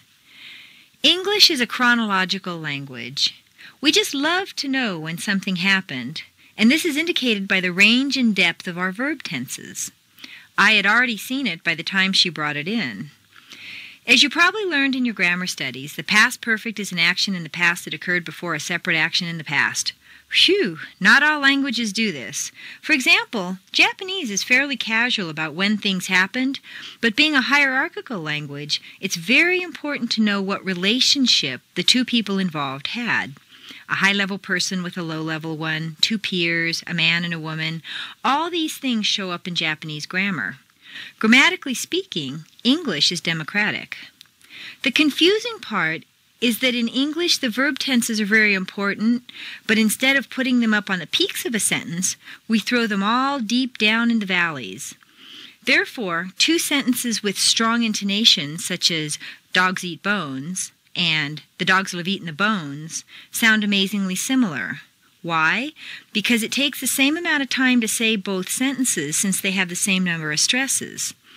The three original words and the rhythm stay the same in these sentences, but the meaning changes as you add more stressed words. Articles and verb tense changes are usually not stressed. Now, let's see how this works in the exercises that follow. Exercise 138. Consistent noun stress and changing verb tenses. This is a condensed exercise for you to practice simple intonation with a wide range of verb tenses. When you do the exercise the first time, go through stressing only the nouns, dogs eat bones. Practice this until you're quite comfortable with the intonation. The pronunciation and word connections are on the right, and the full verb tenses are on the far left. 1. The dogs eat the bones. 2. The dogs ate the bones. 3. The dogs are eating the bones. 4. The dogs will eat the bones. 5. The dogs that eat the bones. 6. The dogs that have eaten the bones. 7. The dogs that have eaten the bones. 8. The dogs have eaten the bones. 9. The dogs had eaten the bones. 10. The dogs will have eaten the bones. 11. The dogs ought to eat the bones. 12. The dog should eat the bones. 13. The dog shouldn't eat the bones. 14. The dog should have eaten the bones. 15. The dog shouldn't have eaten the bones. 16. The dogs could eat the bones. 17. The dogs couldn't eat the bones. 18. The dogs could have eaten the bones. 19. The dogs couldn't have eaten the bones. 20. The dogs might eat the bones. 21. The dogs might have eaten the bones. 22. The dogs must eat the bones. 23. The dogs must have eaten the bones. 24. The dogs can eat the bones. 25. The dogs can't eat the bones. Exercise 139. Consistent pronoun stress and changing verb tenses. This is the same as the previous exercise, except you now stress the verbs. They eat 'em. Practice this until you're quite comfortable with the intonation. Notice that in fluent speech, the TH of them is frequently dropped, as is the H in other object pronouns, him, her. The pronunciation and word connections are on the right, and the tense name is on the far left. 1. They eat 'em. 2. They ate 'em. 3. They're eating 'em. 4. They'll eat 'em. 5. They'd eat 'em. 6. They'd have eaten 'em. 7. The ones that have eaten 'em. 8. They've eaten 'em. 9. They'd eaten 'em. 10. They'll have eaten 'em. 11. They ought to eat 'em. 12. They should eat 'em. 13. They shouldn't eat 'em. 14. They should have eaten 'em. 15. They shouldn't have eaten 'em. 16. They could eat 'em. 17. They couldn't eat 'em. 18. They could have eaten 'em. 19. They couldn't have eaten 'em. 20. They might eat 'em. 21. They might have eaten 'em. 22. They must eat 'em. 23. They must have eaten 'em. 24. They can eat 'em. 25. They can't eat 'em. Exercise 140. Intonation in your own sentence. On the first of the numbered lines below, write a 3-word sentence that you frequently use, such as computers organize information or lawyers sign contracts, and put it through the 25 changes. This exercise will take you quite a bit of time, and it'll force you to rethink your perceptions of word sounds as related to spelling. It helps to use a plural noun that ends in a Z sound, boys, dogs, rather than S sound, hats, books. Also, your sentence will flow better if your verb begins with a vowel sound, earns, owes, offers. When you've finished filling in all the upper lines of this exercise with your new sentence, use the guidelines from exercise 138 for the phonetic transcription. Remember, don't rely on spelling. Turn off the CD. Exercise 141, Supporting Words. For this next part of the intonation of grammatical elements, each sentence has a few extra words to help you get the meaning. Keep the same strong intonation that you used before, and add the new stress where you see the bold face. Use your rubber band. 1. The dogs eat the bones every day. 2. The dogs ate the bones last week. 3. The dogs are eating the bones right now. 4. The dogs will eat the bones if they're here. 5. The dogs would eat the bones if they were here. 6. The dogs would have eaten the bones if they'd been here. 7. The dogs that have eaten the bones are sick. 8. The dogs have eaten the bones every day. 9. The dogs had eaten the bones by the time we got there. 10. The dogs will have eaten the bones by the time we get there. Exercise 142, Contrast Practice. Now, let's work with contrast. For example, the dogs that eat the bones and the dogs that eat the bones are so close in sound, yet so far apart in meaning, that you need to make a special point of recognizing the difference by listening for content. Repeat each group of sentences using sound and intonation for contrast. 5. The dogs that eat the bones. 9. The dogs had eaten the bones. 6. The dogs that have eaten the bones. 7. The dogs that have eaten the bones. 4. The dogs will eat the bones. 5. The dogs that eat the bones. 6. The dogs that have eaten the bones. 8. The dogs have eaten the bones. 9. The dogs had eaten the bones. 10. The dogs will have eaten the bones. 5. The dogs that eat the bones. 11. The dogs ought to eat the bones. 24. The dogs can eat the bones. 25. The dogs can't eat the bones. Exercise 143. Yes, you can, or no, you can't. Next, you use a combination of intonation and pronunciation to make the difference between can and can't. Reduce the positive can to kun and stress the verb. Make the negative can't sound very short and stress both can't and the verb. This will contrast with the positive emphasized can, which is doubled, and the verb is not stressed. If you have trouble with can't before a word that starts with a vowel, such as open, put in a very small d. The keys can't open the locks. Repeat. I can do it. I can't do it. I can do it. I can't do it. Exercise 144, Building an Intonation Sentence. Repeat after me the sentences listed in the following groups. 1. I bought a sandwich. 2. I said I bought a sandwich. 3. I said I think I bought a sandwich. 4. I said I really think I bought a sandwich. 5. I said, I really think I bought a chicken sandwich. 6. I said, I really think I bought a chicken salad sandwich. 7. I said, I really think I bought a half a chicken salad sandwich. 8. I said, I really think I bought a half a chicken salad sandwich this afternoon.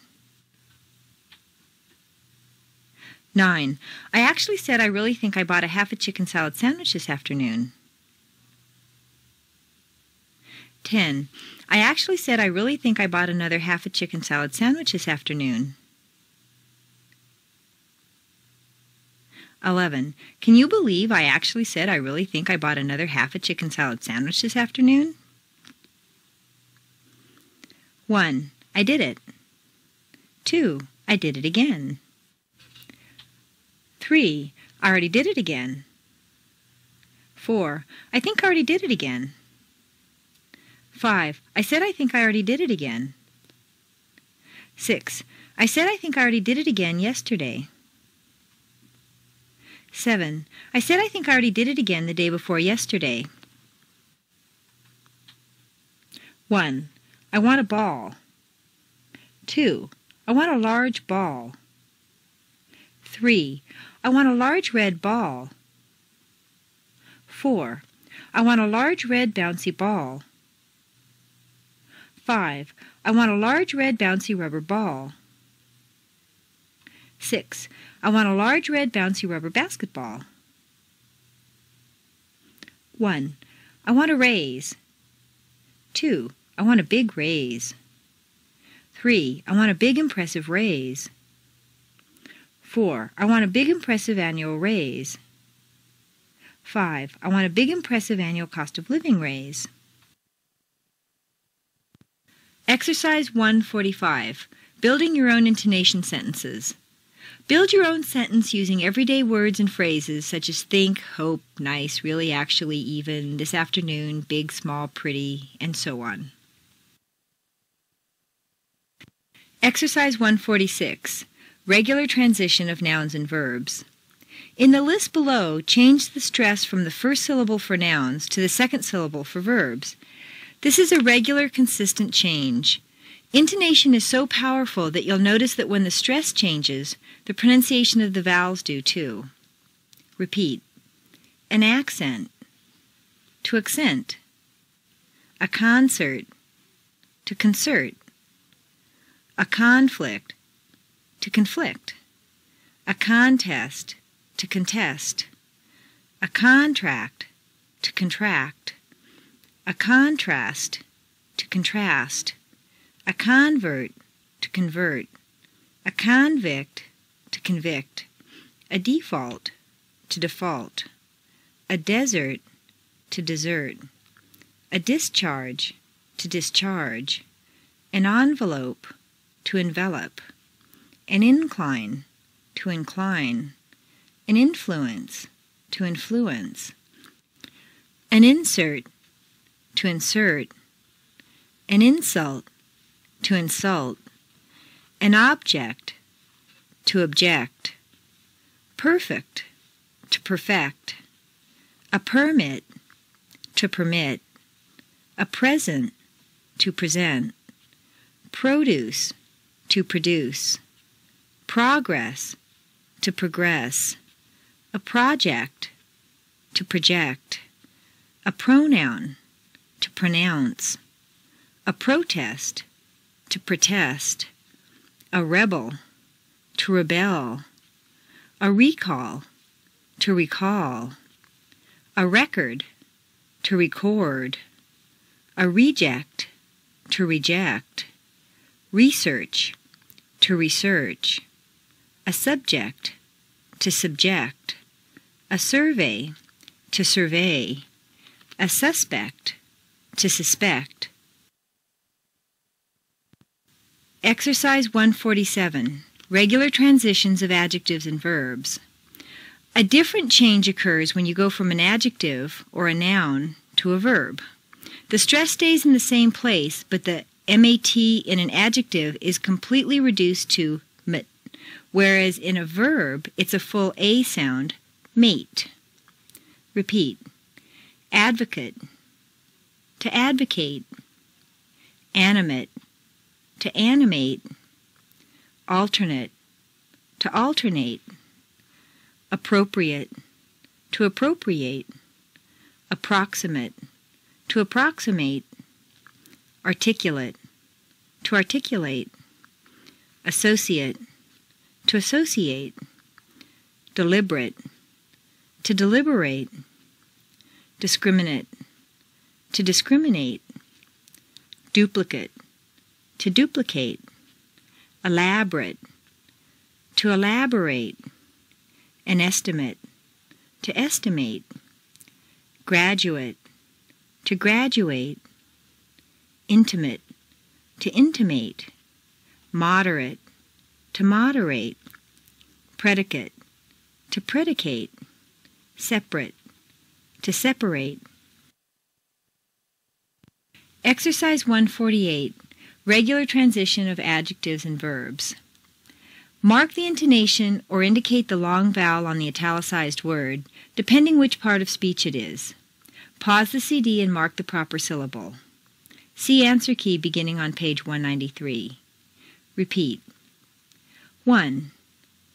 You need to insert a paragraph here on this newspaper insert. 2. How can you object to this object? 3. I'd like to present you with this present. 4. Would you care to elaborate on his elaborate explanation? 5. The manufacturer couldn't recall if there'd been a recall. 6. The religious convert wanted to convert the world. 7. The political rebels wanted to rebel against the world. 8. The mogul wanted to record a new record for his latest artist. 9. If you perfect your intonation, your accent will be perfect. 10. Due to the drought, the fields didn't produce much produce this year. 11. Unfortunately, City Hall wouldn't permit them to get a permit. 12. Have you heard that your associate is known to associate with gangsters? 13. How much do you estimate that the estimate will be? 14. The facilitator wanted to separate the general topic into separate categories. The miracle technique. Regaining long-lost listening skills. The trouble with starting accent training after you know a great deal of English is that you know a great deal about English. You have a lot of preconceptions and, unfortunately, misconceptions about the sound of English. A child can learn any language. Every sound of every language is within every child. So what happens with adults? People learn their native language and stop listening for the sounds that they never hear, and then they lose the ability to hear those sounds. Later, when you study a foreign language, you learn a lot of spelling rules that take you still further away from the real sound of that language, in this case, English. What we're going to do here is teach you to hear again. So many times you've heard what a native speaker said, translated it into your own accent, and repeated it with your accent. Why? Because you knew how to say it. Exercise 149. Tell me what I say. The first thing you're going to do is write down exactly what I say. It'll be nonsense to you for two reasons. First, because I'll be saying sound units, not word units. Second, because I'll be starting at the end of the sentence instead of the beginning. Listen carefully and write down exactly what you hear, regardless of meaning. The first sound is given to you. Chur. Chur. Nay. Von. Prue. Whim. To. Temp. Man. Diz. Are. Once you've written it down, check with the version below. Read it aloud to yourself and try to hear what the regular English is. Don't look ahead until you've figured out the sense of it. Art is man's attempt to improve on nature. Frequently, people will mistakenly hear "are these" instead of "art is." Not only are the two pronunciations different, but the intonation and meaning would also be different. Art is man's attempt to improve on nature. Are these man's attempts to improve on nature? Exercise 150. Listening for pure sounds. Again, listen carefully and write the sounds you hear. The answers are below. Snt, ra, fo, zno, ha, der, laugh. The second one, za, n, duh, quell, whir. Third, gen, na, lur, ta, chiz, tea, ta. Here are the answers. 1. Laughter has no foreign accent. 2. Work well done is art. 3. To teach is to learn again. Exercise 151. Extended listening practice. Let's do a few more pure sound exercises to fine-tune your ear. Remember, start at the end and fill in the blanks right to left. Then read them back, left to right. Write whichever symbols are easiest for you to read back. There are clues around for you, and all the answers are in the answer key beginning on page 1B. 1. Bull, sa, pa, doll, fa, date, duh, vi, ha, ta, like, I. 2. Dird, core, ba, dits, fray, ma, I. 3.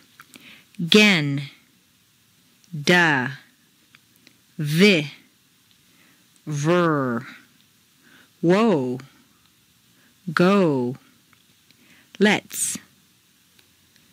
4.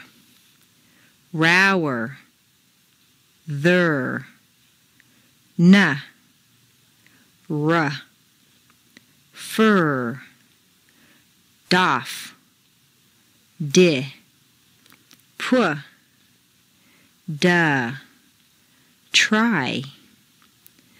5. Der, ray, per, ra, there, ya, with the, ver, do, ki, ta. 6. Dud, day, nup, bi, vol, tsa, cown, ya, thee. 7. Blum, pra, the, bout, sa, fac, ma, da, sen. 8.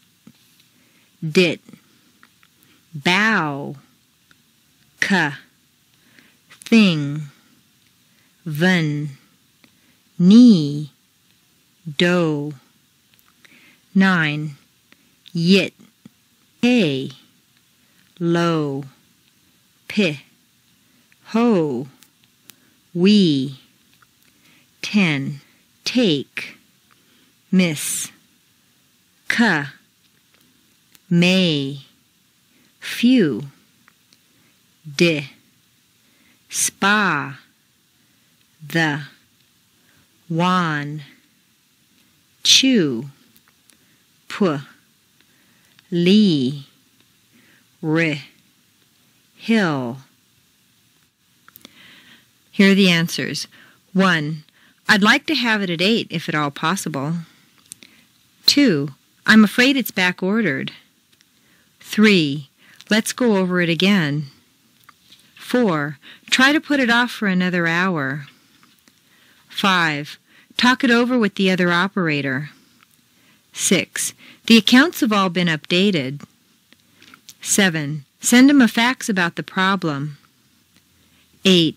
Don't even think about it. 9. We hope he'll okay it. 10.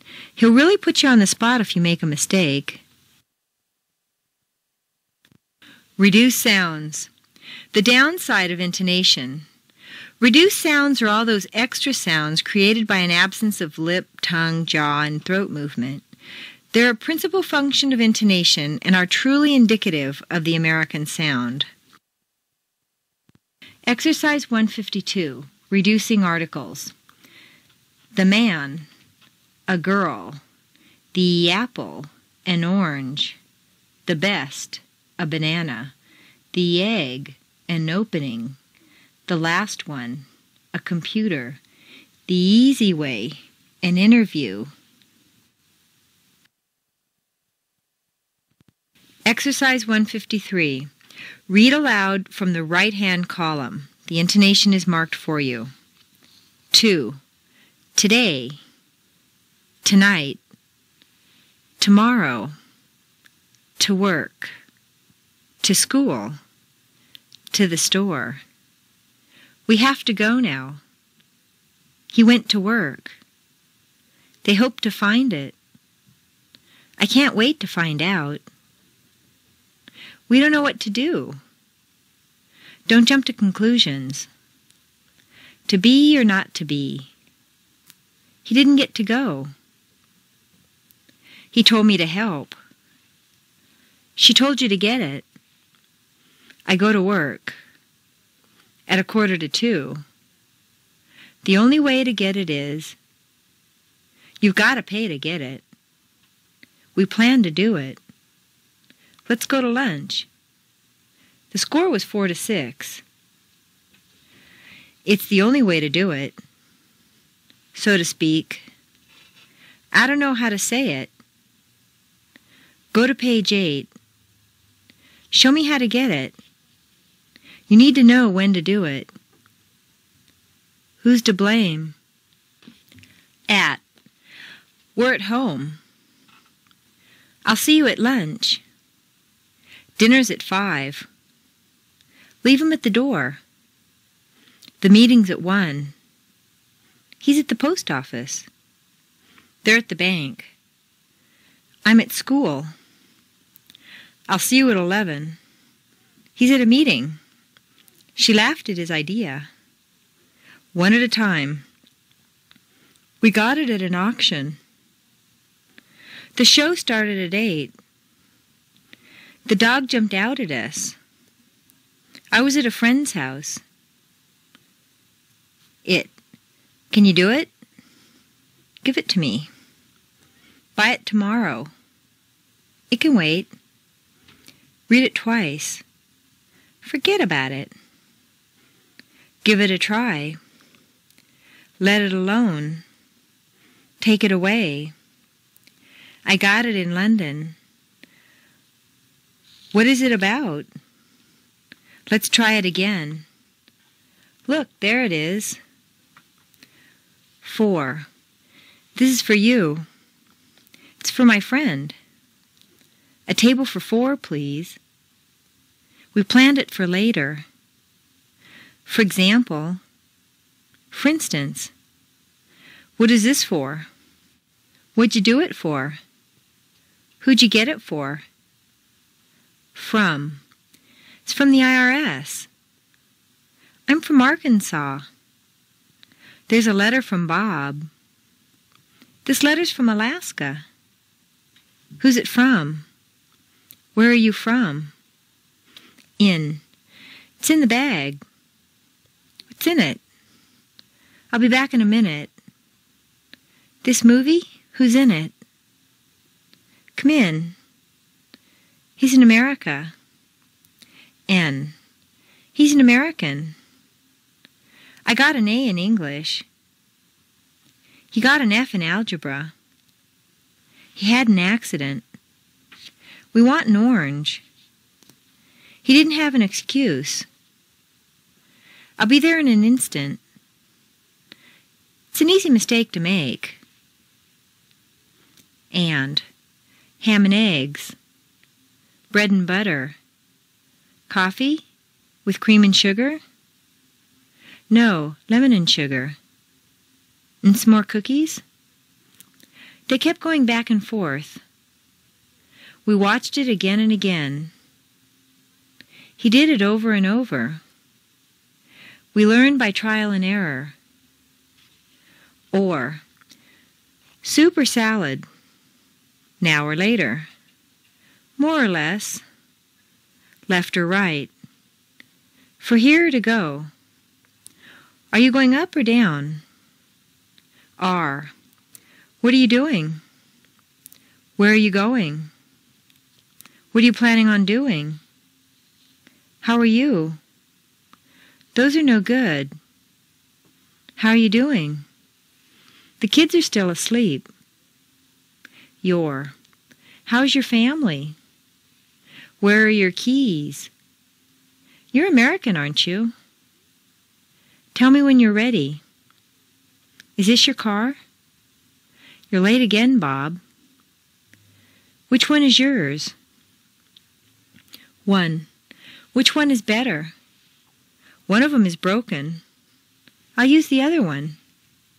I like the red one, Edwin. That's the last one. The next one will be better. Here's one for you. Let 'em go one by one. It's the best. What's the matter? What's the problem? I have to go to the bathroom. Who's the boss around here? Give it to the dog. Put it in the drawer. It's a present. You need a break. Give him a chance. Let's get a new pair of shoes. Can I have a Coke, please? Is that a computer? Where's a public telephone? It's the top of the line. It's a state-of-the-art printer. As a matter of fact, get out of here. Practice all of the time. Today's the 1st of May. What's the name of that movie? That's the best of all. Some of 'em. All of 'em. Most of 'em. None of 'em. Any of 'em. The rest of 'em. Can you speak English? I can only do it on Wednesday. A can opener can open cans. Can I help you? Can you do it? We can try it later.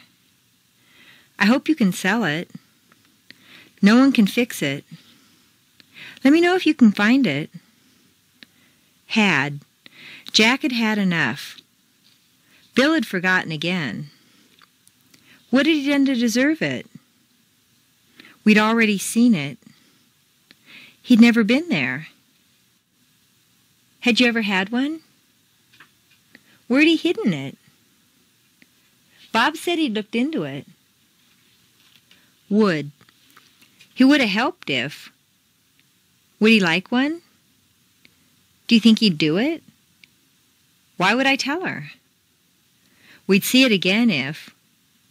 He'd never be there on time. Would you ever have one? Was. He was only trying to help. Mark was American. Where was it? How was it? That was great. Who was with you? She was very clear. When was the War of 1812? What? What time is it? What's up? What's on your agenda? What do you mean? What'd you mean? What'd you do about it? What took so long? What do you think of this? What'd you do then? I don't know what he wants. Some. Some are better than others. There are some leftovers. Let's buy some ice cream. Could we get some other ones? Take some of mine. Would you like some more? Would you like some more? Do you have some ice? Do you have some ice? Exercise 154. Intonation and pronunciation of that. That is a special case because it serves three different grammatical functions. The relative pronoun and the conjunction are reducible. The demonstrative pronoun cannot be reduced to a schwa. It must stay a. Relative pronoun. The car that she ordered is red. Conjunction. He said that he liked it. Demonstrative. Why did you do that? Combination. I know that he'll read that book that I told you about. Exercise 155. Crossing out reduced sounds. Pause the CD and cross out any sound that's not clearly pronounced, including to, for, and, that, then, the soft I, and unstressed syllables that do not have strong vowel sounds. Exercise 156. Reading reduced sounds. Repeat the paragraph after me. Although you're getting rid of the vowel sounds, you want to maintain a strong intonation and let the sounds flow together. For the first reading of this paragraph, it's helpful to keep your teeth clenched together to reduce excess jaw and lip movement. Let's begin. Hello, my name is Anne. I'm taking American accent training. There's a lot to learn, but I hope to make it as enjoyable as possible. I should pick up on the American intonation pattern pretty easily, although the only way to get it is to practice all the time. I use the up and down or peaks and valleys intonation more than I used to. I've been paying attention to pitch, too. It's like walking down a staircase. I've been talking to a lot of Americans lately, and they tell me that I'm easier to understand. Anyway, I could go on, but the important thing is to listen well and sound good. Well, what do you think? Do I? Word groups and phrasing. Pauses for related thoughts, ideas, or for breathing. By now, you've begun developing a strong intonation with clear peaks and reduced valleys, so you're ready for the next step. You may find yourself reading the paragraph in Exercise 115 like this. Hello, my name is so-and-so. I'm taking American accent training. There's a lot to learn, but I hope to make it as enjoyable as possible. If so, your audience won't completely comprehend or enjoy your presentation. In addition to intonation, there's another aspect of speech that indicates meaning. This can be called phrasing or tone. Have you ever caught just a snippet of a conversation in your own language and somehow known how to piece together what came before or after the part you heard? This has to do with phrasing. In a sentence, phrasing tells the listener where the speaker is at the moment, where the speaker is going, and if the speaker's finished or not. Notice that the intonation stays on the nouns. Exercise 157. Phrasing. Repeat after me. Dogs eat bones. Dogs eat bones, but cats eat fish. Or, as we all know, dogs eat bones. Dogs eat bones, kibbles, and meat. Do dogs eat bones? Do dogs eat bones? Dogs eat bones, don't they? Dogs eat bones, don't they? He asked if dogs ate bones. Do dogs eat bones? He asked. Exercise 158, Creating Word Groups. Break the paragraph into natural word groups. Mark every place where you think a pause is needed with a slash. Pause the CD to do your marking. Exercise 159, Practicing Word Groups. When I read the paragraph this time, I'll exaggerate the pauses. Although we're working on word groups here, remember, I don't want you to lose your intonation. Repeat each sentence group after me. Hello. My name is Anne. I'm taking American accent training. There's a lot to learn, but I hope to make it as enjoyable as possible. I should pick up on the American intonation pattern pretty easily, although the only way to get it is to practice all of the time. I use the up and down or peaks and valleys intonation more than I used to. I've been paying attention to pitch, too. It's like walking down a staircase. I've been talking to a lot of Americans lately, and they tell me that I'm easier to understand. Anyway, I could go on, but the important thing is to listen well and sound good. Well, what do you think? Do I?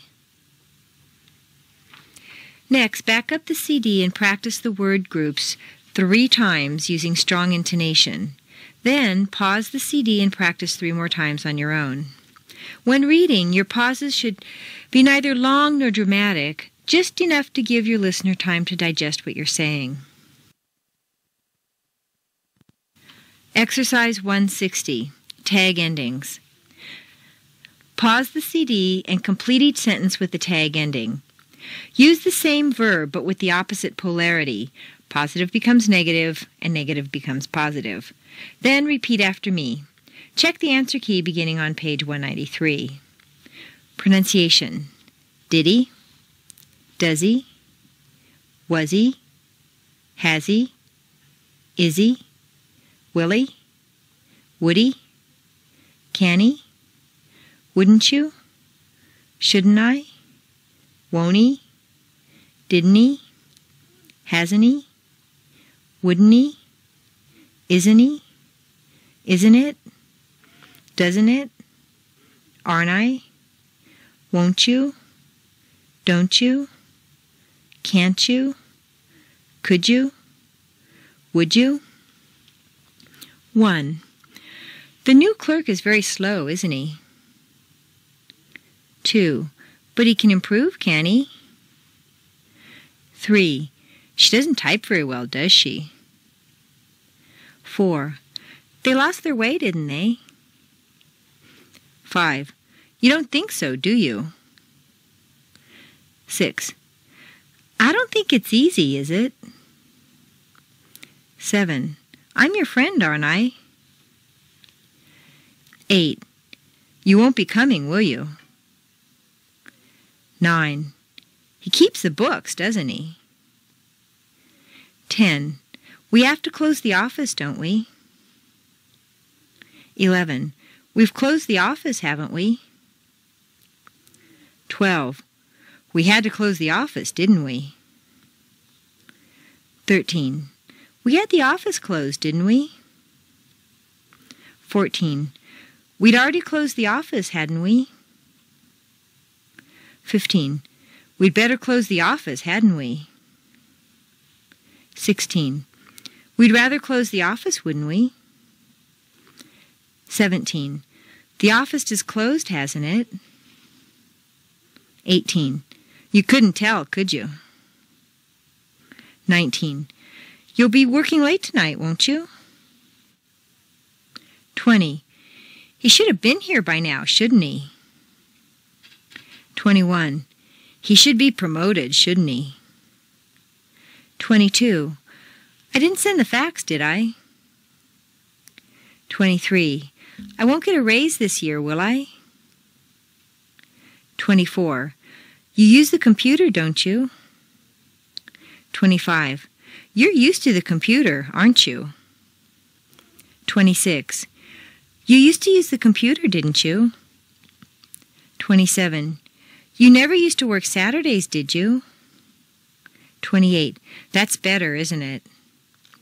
The basic techniques introduced in this chapter are pitch, stress, the staircase, and musical notes, reduced sounds, word groups, and phrasing.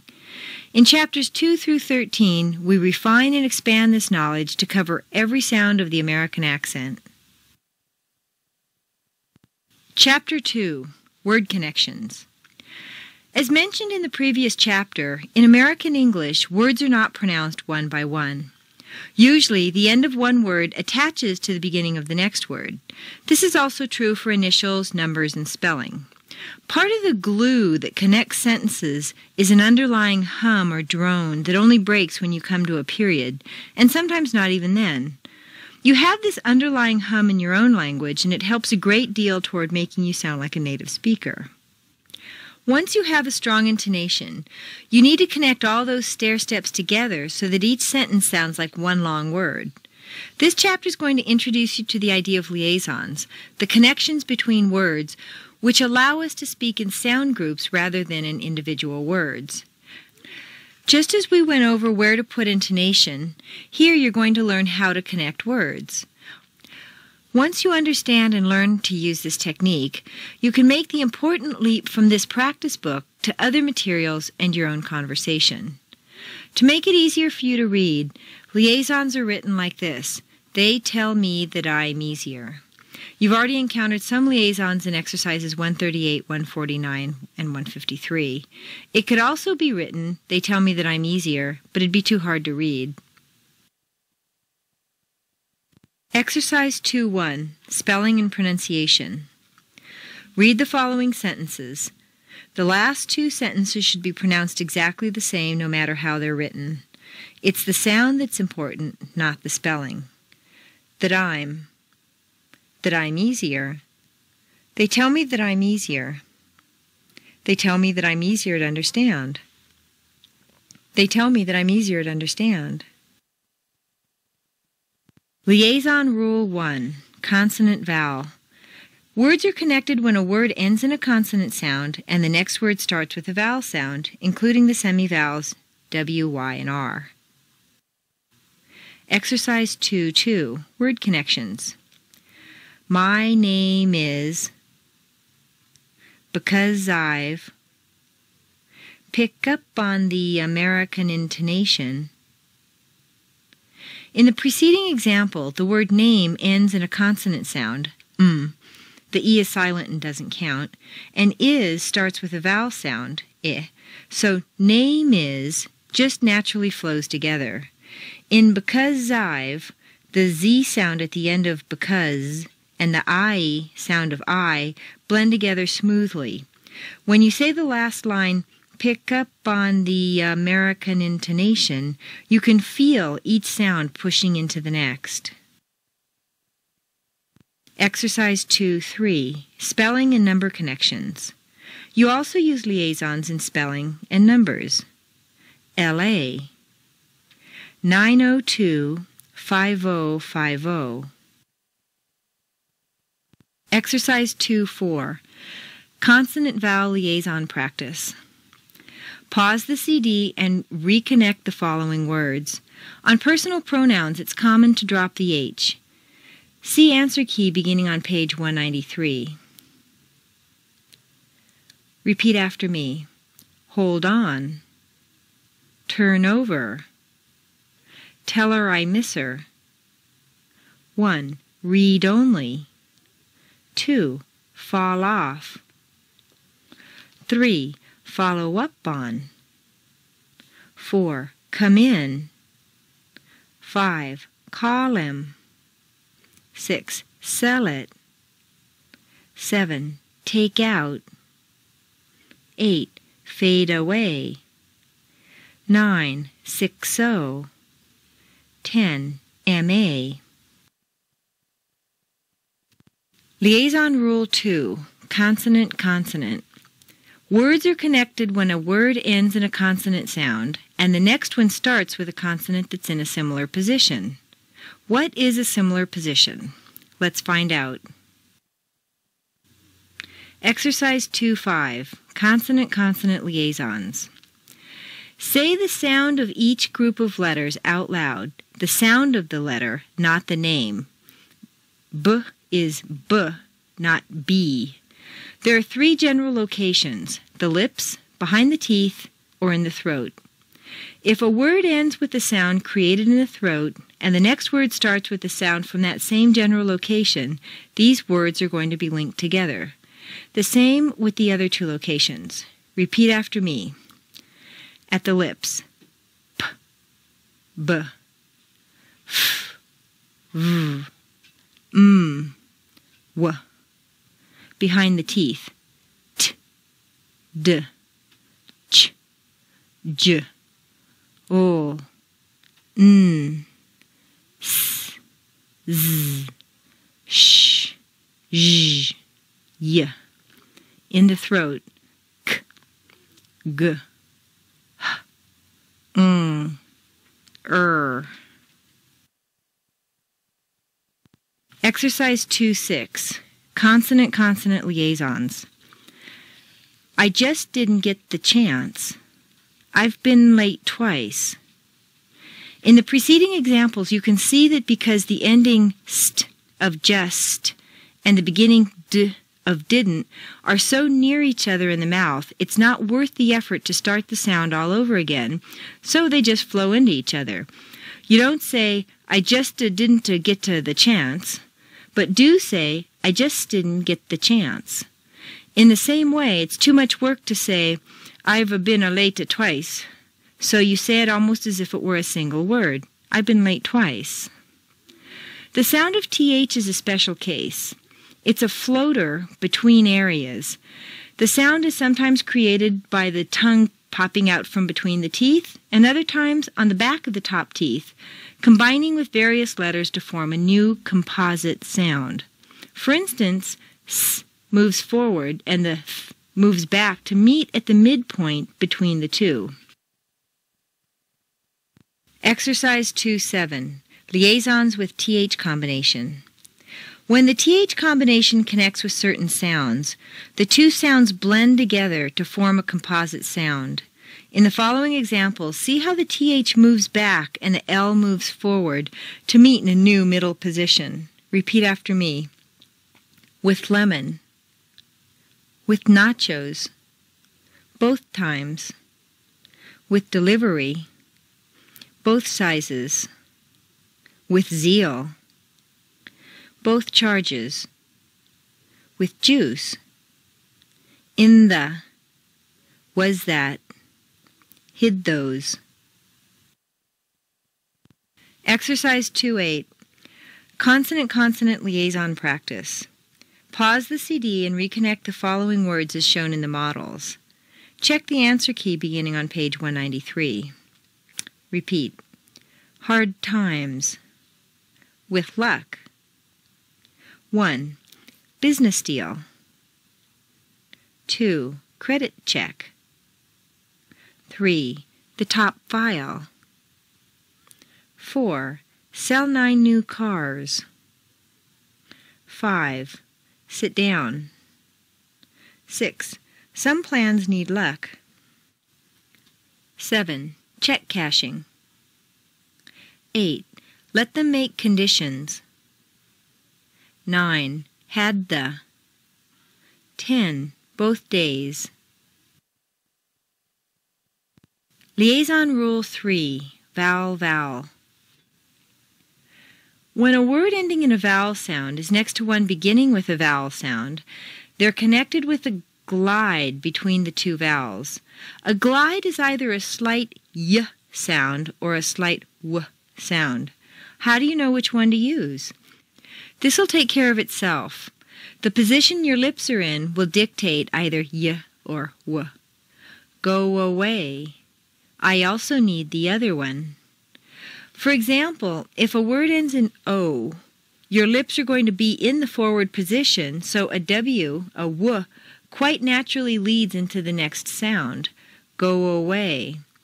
You don't want to say go away and break the undercurrent of your voice. Run it all together. Go away. After a long E sound, your lips will be pulled back far enough to create a Y glide or liaison. I also need the other one. Don't force this sound too much, though. It's not a strong pushing sound. I also need the other one would sound really weird. Exercise 2-9, Vowel-Vowel Liaison Practice. Pause the CD and reconnect the following words as shown in the models. Add a Y glide after an E sound and a W glide after an U sound. Don't forget that the sound of the American O is really O-U. Check the answer key beginning on page 193. Repeat. She isn't. Who is? 1. Go anywhere. 2. So honest. 3. Through are. 4. You are. 5. He is. 6. Do I? 7. I asked. 8. To open. 9. She always. 10. Too often. Liaison Rule 4. T, D, S, or Z plus Y. When the letter or sound of T, D, S, or Z is followed by a word that starts with Y, or its sound, both sounds are connected. These letters and sounds connect not only with Y, but they do so as well with the initial unwritten Y. Exercise 210, T, D, S, or Z plus Y liaisons. Repeat the following. What's your name? Can't you do it? Actually. Don't you like it? Wouldn't you? Haven't you? No, not yet. I'll let you know. Can I get you a drink? We thought you weren't coming. I'll bet you $10 he forgot. Is that your final answer? Natural, perpetual, virtual. Did you see it? How'd you like it? Could you tell? Where'd you send your check? What'd your family think? Did you find your keys? We followed your instructions. Congratulations. Education. Individual. Graduation. Gradual. Yes, you are. Insurance. Bless you. Press your hands together. Can you dress yourself? You can pass your exams this year. I'll try to guess your age. Let him gas your car for you. How's your family? How was your trip?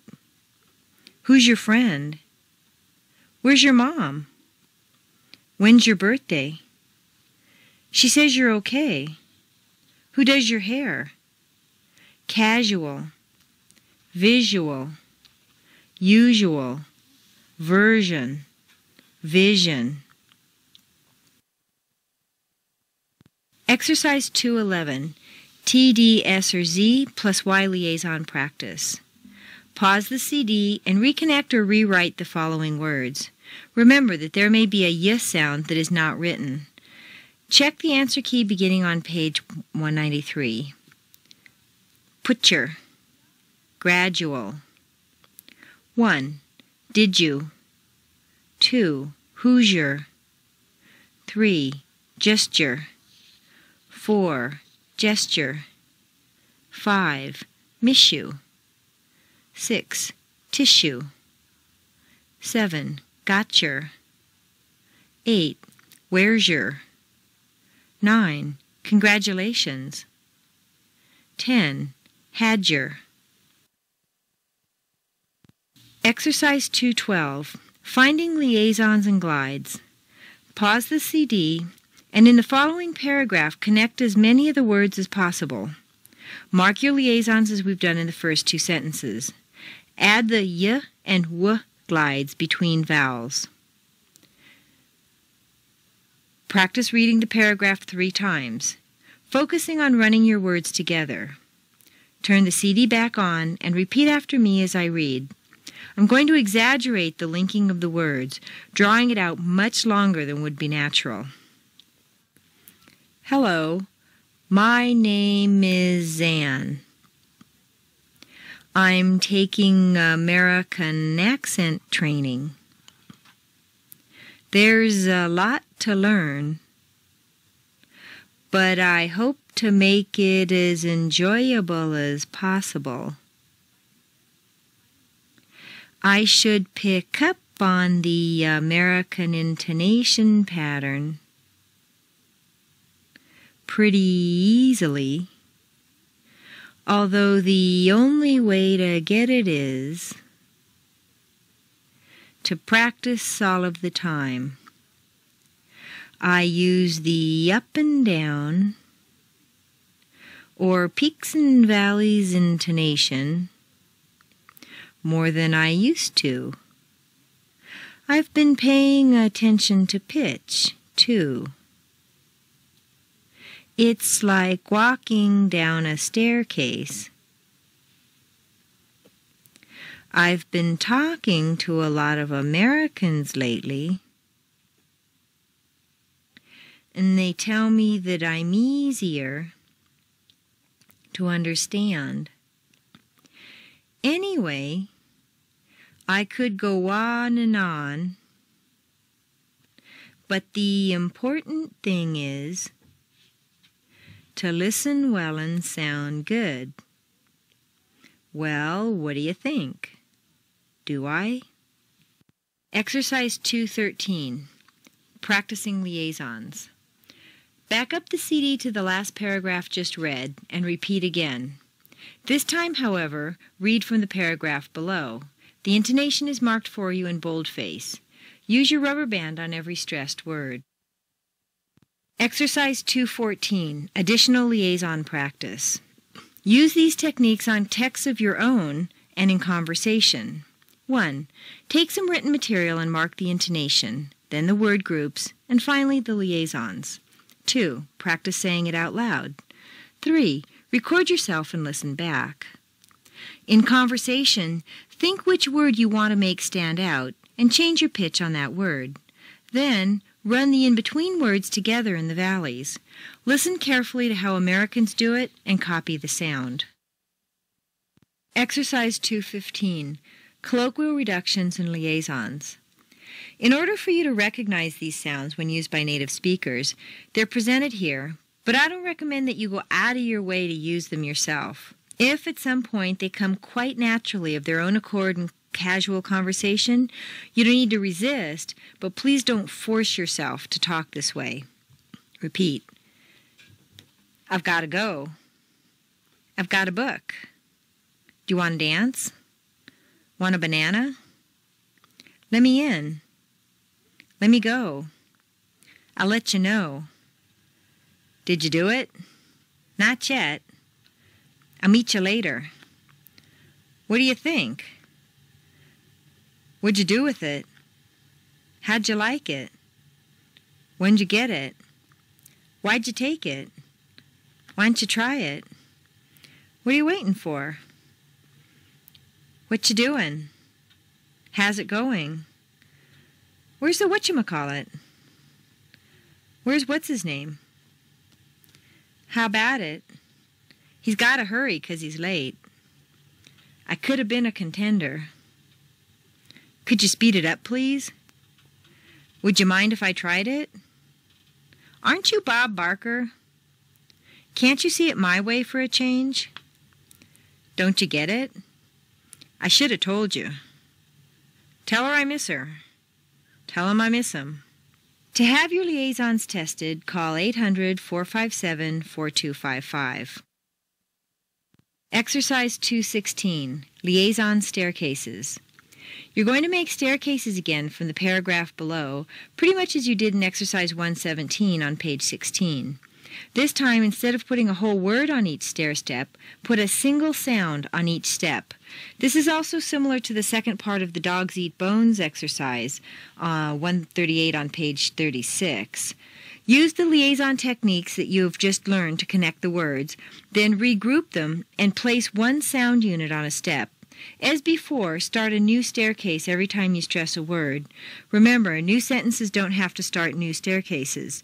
A staircase can continue from one sentence to another until you come to a stressed word. Pause the CD. Chapter 3. Cat, Caught, Cut. After laying our foundation with intonation and liaisons, here we finally begin to refine your pronunciation. We're now going to work on the differences between ah, and as well as o, a, and e. Let's start out with the ah sound. The ah sound. Although not a common sound, ah is very distinctive to the ear and is typically American. In the practice paragraph in exercise 3.2, this sound occurs 5 times. As its phonetic symbol indicates, ah is a combination of ah and eh. To pronounce it, drop your jaw down as if you're going to say ah. Then from that position, try to say eh. The final sound is not 2 separate vowels, but rather the end result of the combination. It's very close to the sound that a goat makes, meh. Try it a few times now. Ah, ah. Ah, ah. If you find yourself getting too nasal with ah, pinch your nose as you say it. If cat turns into can't, you need to pull the sound out of your nose and down into your throat. The ah sound. The ah sound occurs a little more frequently. You'll find 10 such sounds in the exercise. To pronounce ah, relax your tongue and drop your jaw as far down as it'll go. As a matter of fact, put your hand under your chin and say ma, pa, ta, sa. Your hand should be pushed down by your jaw as it opens.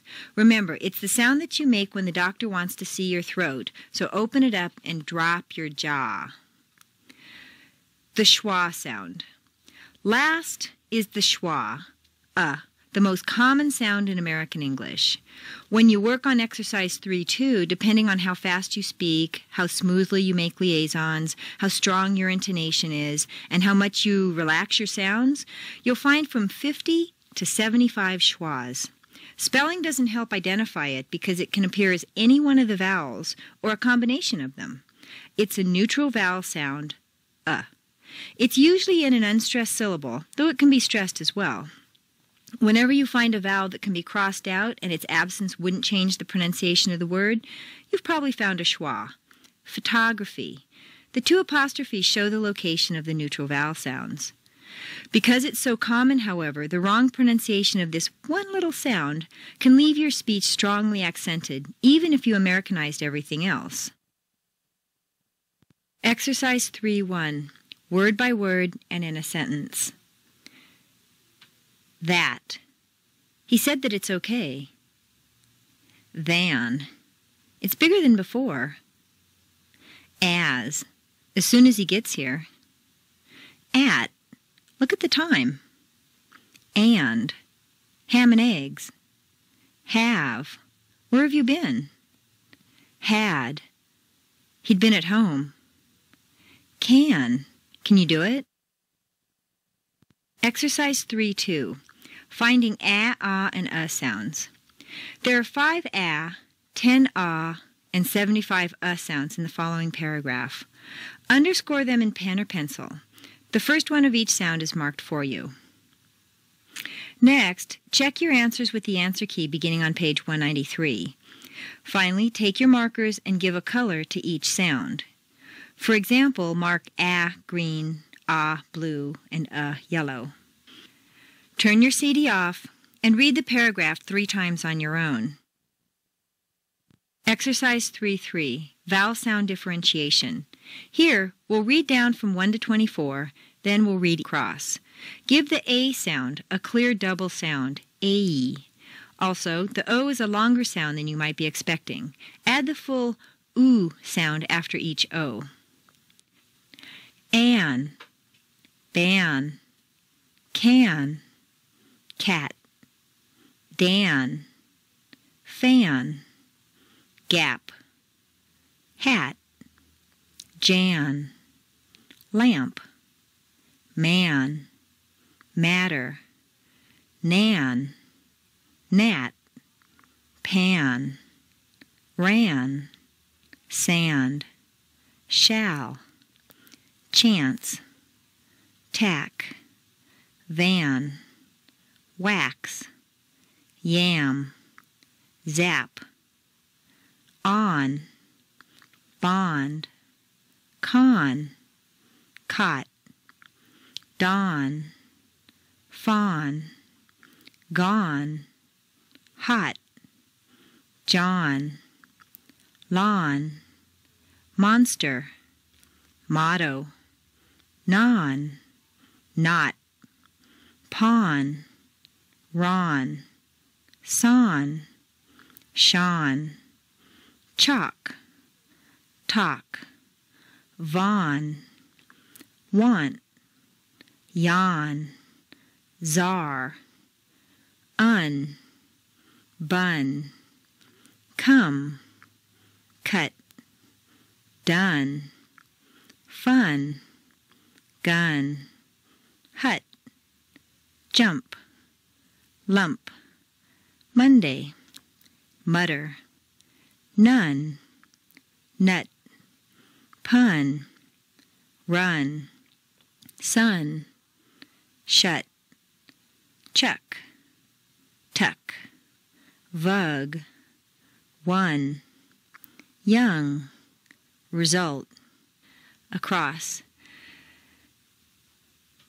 one, an, on, un, two, ban, bond, bun, three, can, con, come, four, cat, caught, cut.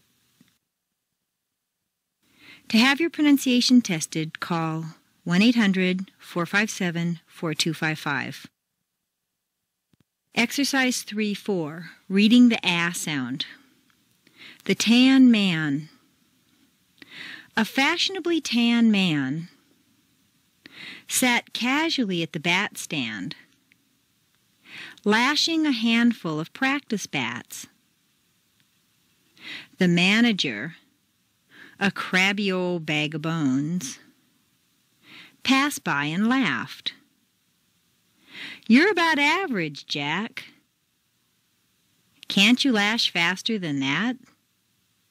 Jack had had enough, so he clambered to his feet and lashed bats faster than any man had ever lashed bats. As a matter of fact, he lashed bats so fast that he seemed to dance. The manager was aghast. "Jack, you're a master bat lasher," he gasped. Satisfied at last, Jack sat back and never lashed another bat. Pause the CD and read The Tan Man aloud. Turn it back on to continue. Exercise 3-5, reading the ah sound. A lot of long hot walks in the garden.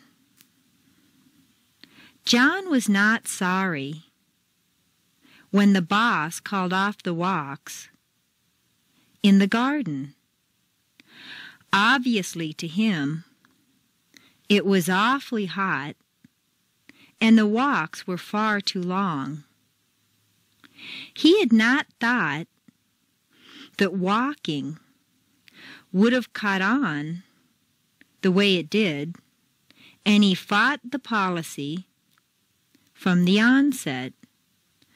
At first, he thought he could talk it over at the law office and have it quashed.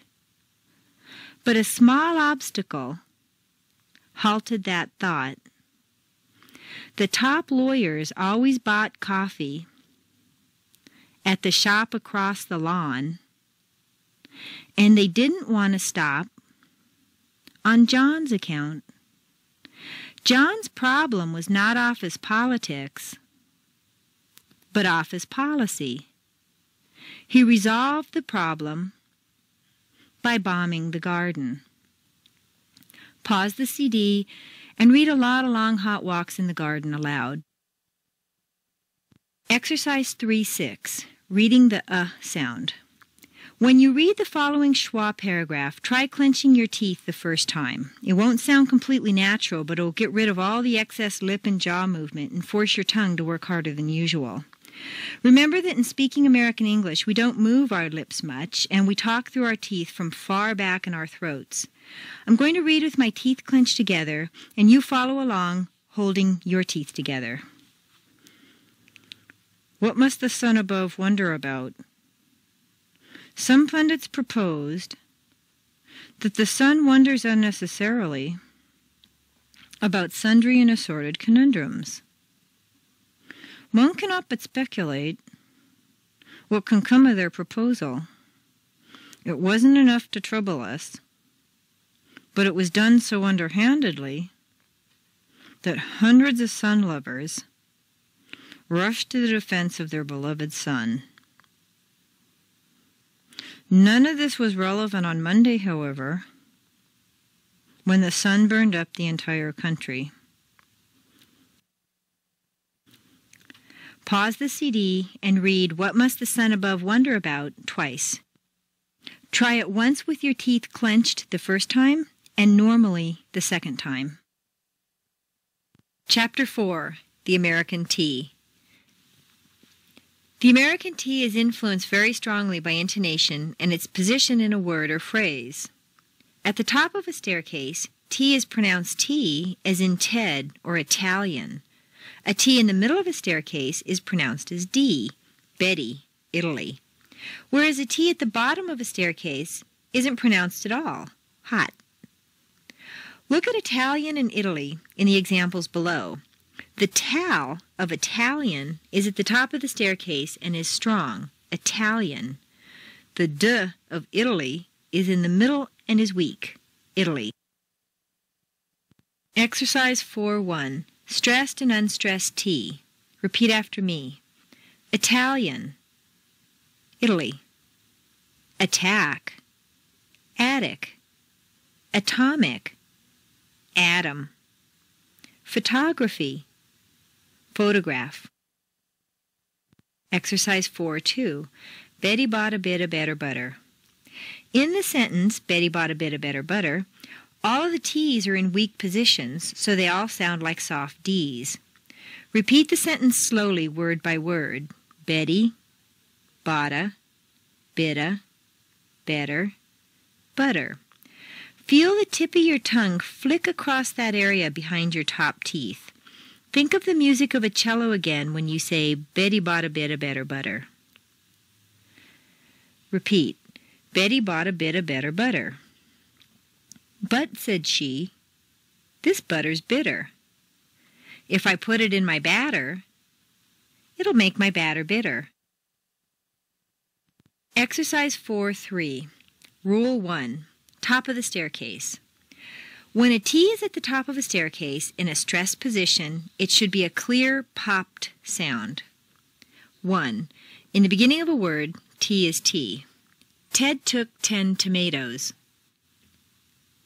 2. With a stressed T and ST, TS, TR, CT, and LT, and sometimes NT combinations, T is T. He was content with the contract. 3. T replaces D in the past tense after an unvoiced consonant sound. F, k, p, s, ch, sh, f, except T. T. Laughed, picked, hoped, raced, watched, washed, unearthed. D.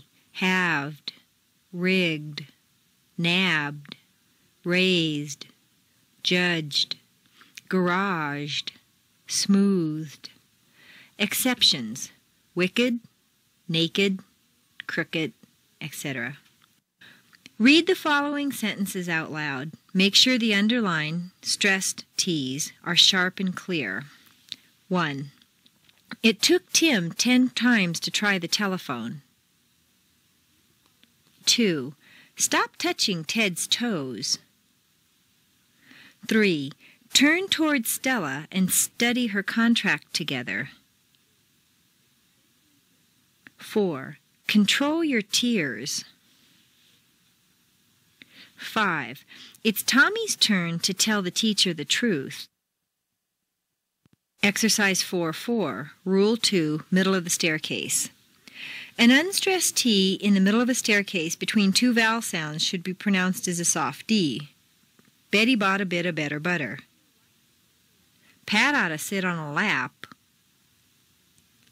Read the following sentences out loud. Make sure that the underlined, unstressed T's sound like a soft D. 1. What a good idea. 2. Put it in a bottle. 3. Write it in a letter. 4. Set it on the metal gutter. 5. Put all the data in the computer. 6. Insert a quarter in the meter. 7. Get a better water heater. 8. Let her put a sweater on. 9. Betty's at a meeting. 10. It's getting hotter and hotter. 11. Patty ought to write a better letter. 12. Frida had a little metal bottle. Exercise 4.5. Rule 3, bottom of the staircase. T at the bottom of a staircase is in the held position. 1. She hit the hot hut with her hat. 2. We went to that net site to get what we needed. 3. Pat was quite right, wasn't she? 4. What? Put my hat back.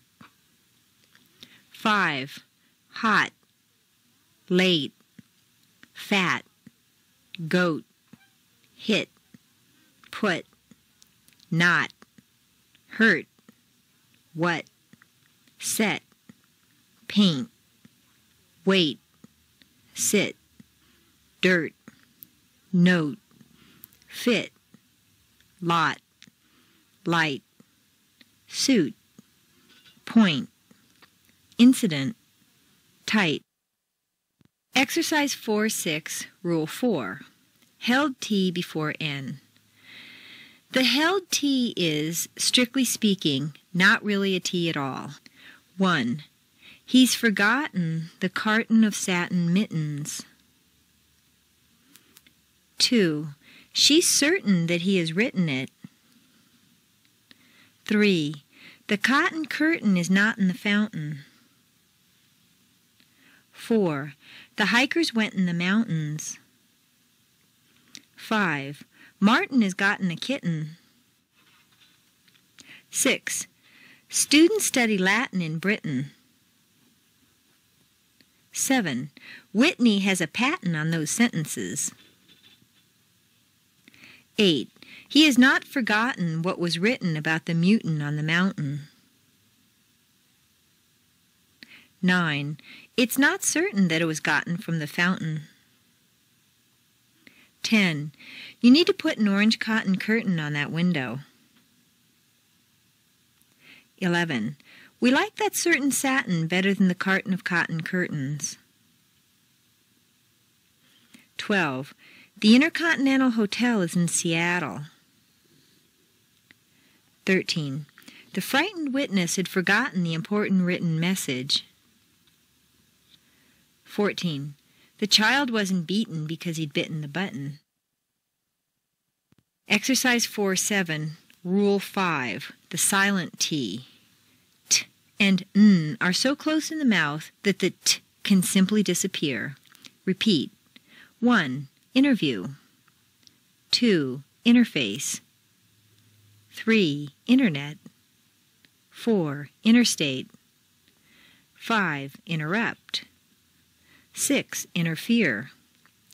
7. Interactive. 8. International. 9. Advantage. 10. Percentage. 11. 20. 12. Printout. 13. Printer. 14. Winter. 15. Enter. Exercise 4.8. Rule 5. The silent T. Read the following sentences out loud. Make sure that the underlined T's are silent. 1. He had a great interview. 2. Try to enter the information. 3. Turn the printer on. 4. Finish the printing. 5. She's at the International Center. 6. It's 20 degrees in Toronto. 7. I don't understand it. 8. She invented it in Santa Monica. 9. He can't even do it. 10. They don't even want it. 11. They won't ever try. 12. What's the point of it? 13. She's the intercontinental representative. 14. Hasn't he? 15. Isn't he? 16. Aren't I? 17. Won't he? 18. Doesn't he? 19. Wouldn't it? 20. Didn't I? Exercise 4.9. Karina's T connections. Here are some extremely common middle T combinations. Repeat after me. Whata, butta, thutta. What I, but I, that I. Exercise 4.10. Combinations in context. Repeat the following sentences. 1. I don't know what it means. 2. But it looks like what I need. 3. But you said that you wouldn't.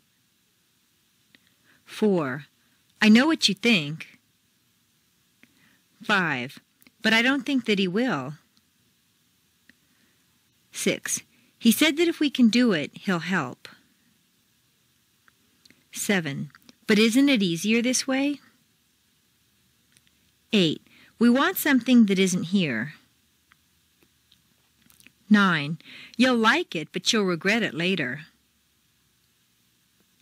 10. But he's not right for what I want. 11. It's amazing what you've accomplished. 12. What if he forgets? 13. Okay, but aren't you missing something? 14. I think that he's okay now. 15. She wanted to, but her car broke down. 16. We think that you're taking a chance. 17. They don't know what it's about. Exercise 4.11. Voiced and unvoiced sounds with T. This exercise is for the practice of the difference between words that end in either a vowel or a voice consonant, which means that the vowel is lengthened or doubled. Therefore, these words are on a much larger, longer stair-step. Words that end in an unvoiced consonant are on a smaller, shorter stair-step. This occurs whether the vowel in question is tense or lax. Ha, hod, hot. Har, hard, heart. Haul, hauled, halt. Her, heard, hurt. Hole, hold, holt. Hoe, hoed. Ca, cod, cot. Car, card, cart. Call, called. Cur, curd, curt. Coal, cold, colt. Co, code, coat. Exercise 412, Finding American T Sounds. Once again, go over the following familiar paragraph. First, find all the T's that are pronounced D. There are 9 to 13 here. Second, find all the held T's. There are 7. The first of each is marked for you. Pause the CD and do this, and don't forget to check your answers with the answer key beginning on page 193 when you finish. Chapter 5, the L. This chapter discusses the sound of L, not to be confused with that of the American R, which is covered in the next chapter. We'll approach this sound first by touching on the difficulties it presents to foreign speakers of English, and next by comparing L to the related sounds of T, D, and N. L compared with T, D, and N. When you learn to pronounce the L correctly, you'll feel its similarity with T, D, and N. Actually, the tongue is positioned in the same place in the mouth for all 4 sounds, behind the teeth. The difference is in how and where the air comes out. T and D. The sound of both T and D is produced by allowing a puff of air to come out over the tip of the tongue. N. The sound of N is nasal. The tongue completely blocks all air from leaving through the mouth, allowing it to come out only through the nose. You should be able to feel the edges of your tongue touching your teeth when you say L. With the L, the tip of the tongue is securely touching the roof of the mouth behind the teeth, but the sides of the tongue are dropped down and tense. This is where L is different from N. With N, the tongue is relaxed and covers the entire area around the back of the teeth so that no air can come out. With L, the tongue is very tense and the air comes out around its sides.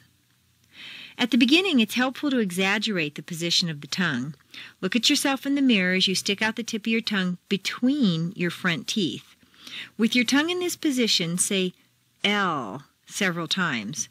Then try saying it with your tongue behind your teeth. This sounds complicated, but it's easier to do than to describe. You can practice this again later with exercise 5-3.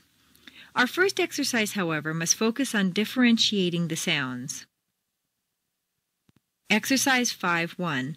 Sounds comparing L with T, D, and N. For this exercise, concentrate on the different ways in which the air comes out of the mouth when producing each sound of L, T, D, and N. Look at the drawings included here to see the correct position of the tongue. Instructions for reading the groups of words listed next are given after the words. TD are plosive. A puff of air comes out over the tip of the tongue. The tongue is somewhat tense. N is nasal. Air comes out through the nose. The tongue is completely relaxed.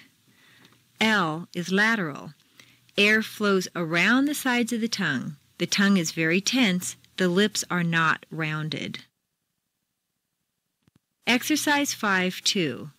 Sounds comparing L with T, D, and N.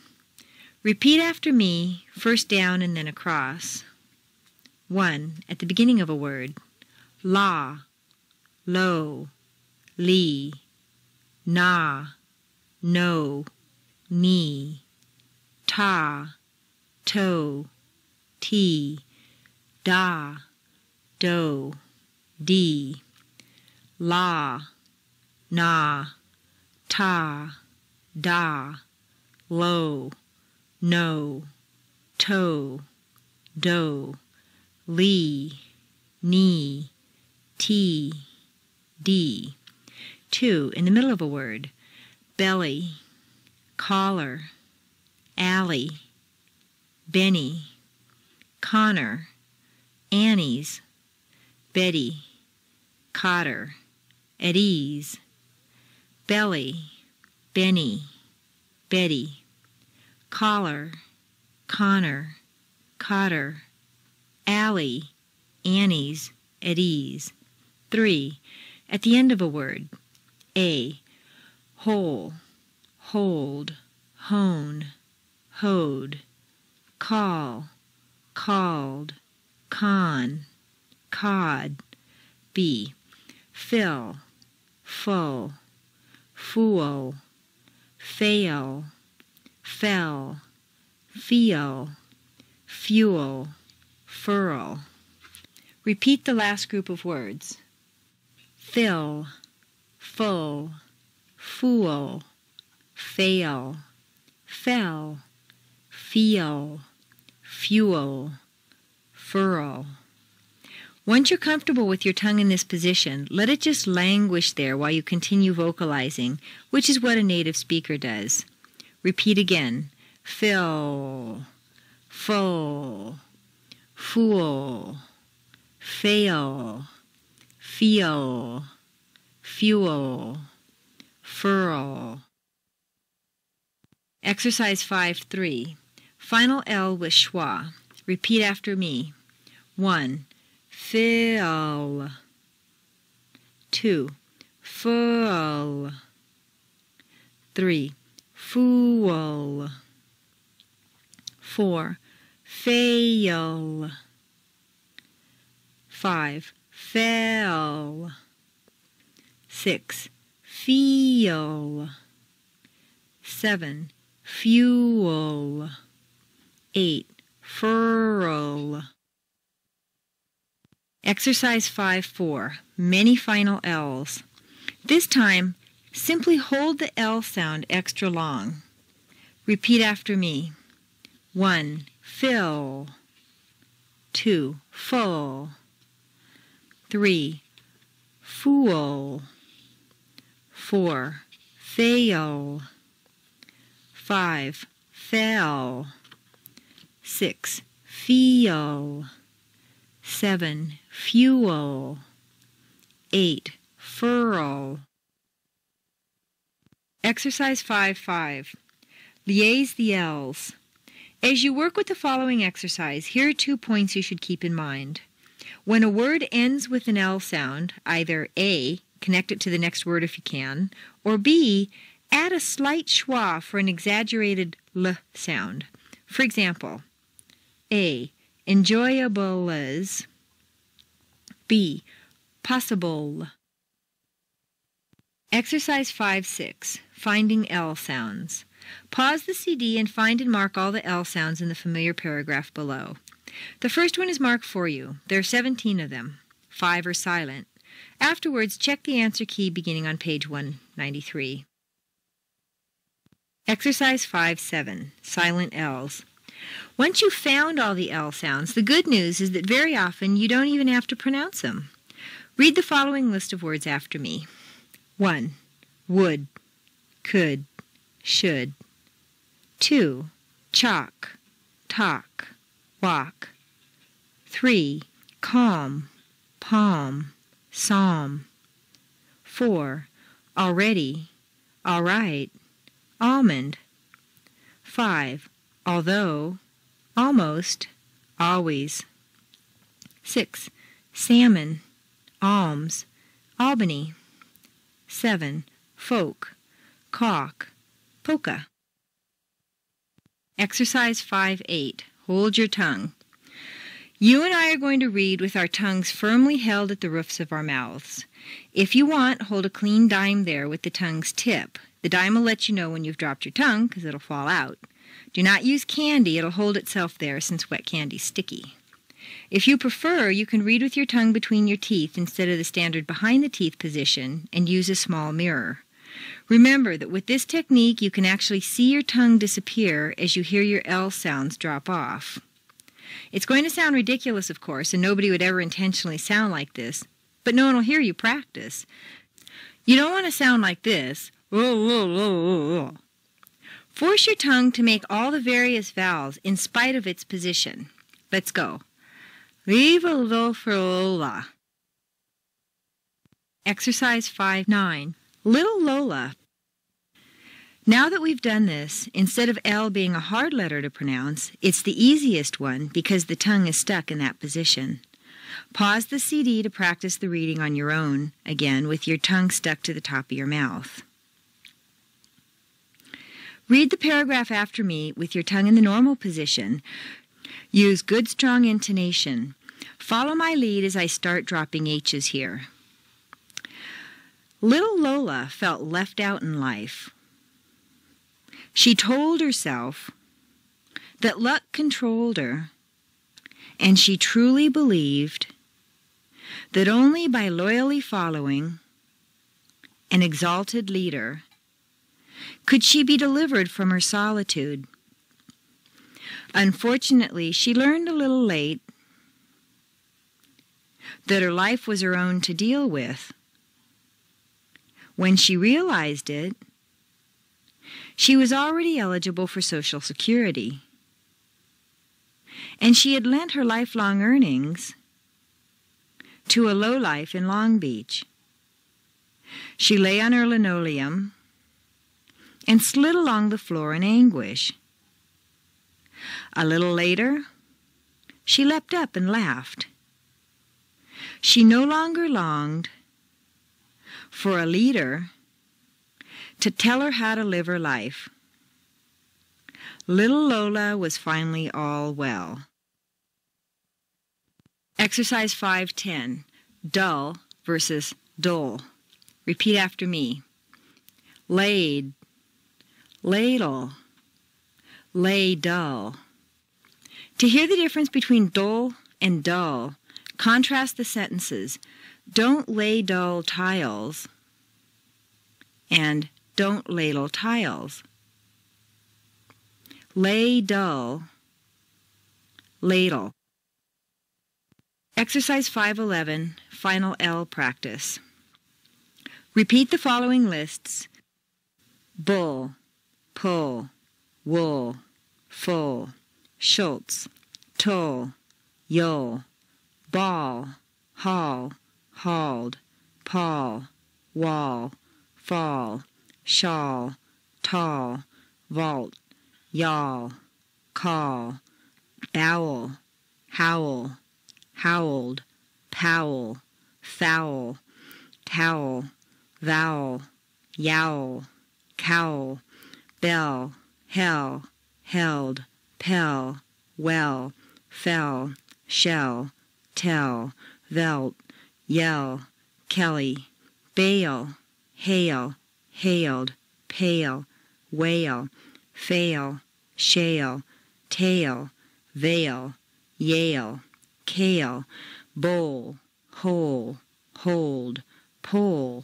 hole, full, shoal, toll, vole, cold, beal, heel, healed, peel, wheel, feel, shield, teal, veal, yield, keel, bottle, huddle, hurdle, poodle, wheedle, feedle, shuttle, turtle, vital, yodel, coddle. Exercise 5:12. 30 little turtles in a bottle of bottled water. Repeat the following paragraph, focusing on the consonant plus schwa-l combinations. 30 little turtles in a bottle of bottled water. A bottle of bottled water held 30 little turtles. It didn't matter that each turtle had to rattle a metal ladle in order to get a little bit of noodles. A total turtle delicacy. The problem was that there were many turtle battles for the less the noodles of noodles. The littlest turtles always lost because every time they thought about grappling with the haggler turtles, their little turtle minds boggled, and they only caught a little bit of noodles. Exercise 5:13, speed reading. We've already practiced strong intonation, so now we'll just pick up the speed. First, I'm going to read our familiar paragraph as fast as I can. Subsequently, you'll practice on your own, and then we'll go over it together, sentence by sentence, to let you practice reading very fast right after me.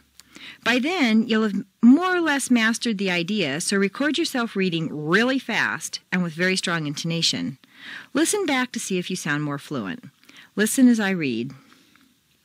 Hello, my name is Anne. I'm taking American accent training. There's a lot to learn, but I hope to make it as enjoyable as possible. I should pick up on the American intonation pattern pretty easily, although the only way to get it is to practice all the time. I use the up and down or peaks and valleys intonation more than I used to. I've been paying attention to pitch, too. It's like walking down a staircase. I've been talking to a lot of Americans lately, and they tell me that I'm easier to understand. Anyway, I could go on, but the important thing is to listen well and sound good. Well, what do you think? Do I? Pause the CD and practice speed reading on your own 5 times. Repeat each sentence after me. Hello, my name is Anne. I'm taking American accent training. There's a lot to learn, but I hope to make it as enjoyable as possible. I should pick up on the American intonation pattern pretty easily, although the only way to get it is to practice all the time. I use the up and down or peaks and valleys intonation more than I used to. I've been paying attention to pitch, too. It's like walking down a staircase. I've been talking to a lot of Americans lately, and they tell me that I'm easier to understand.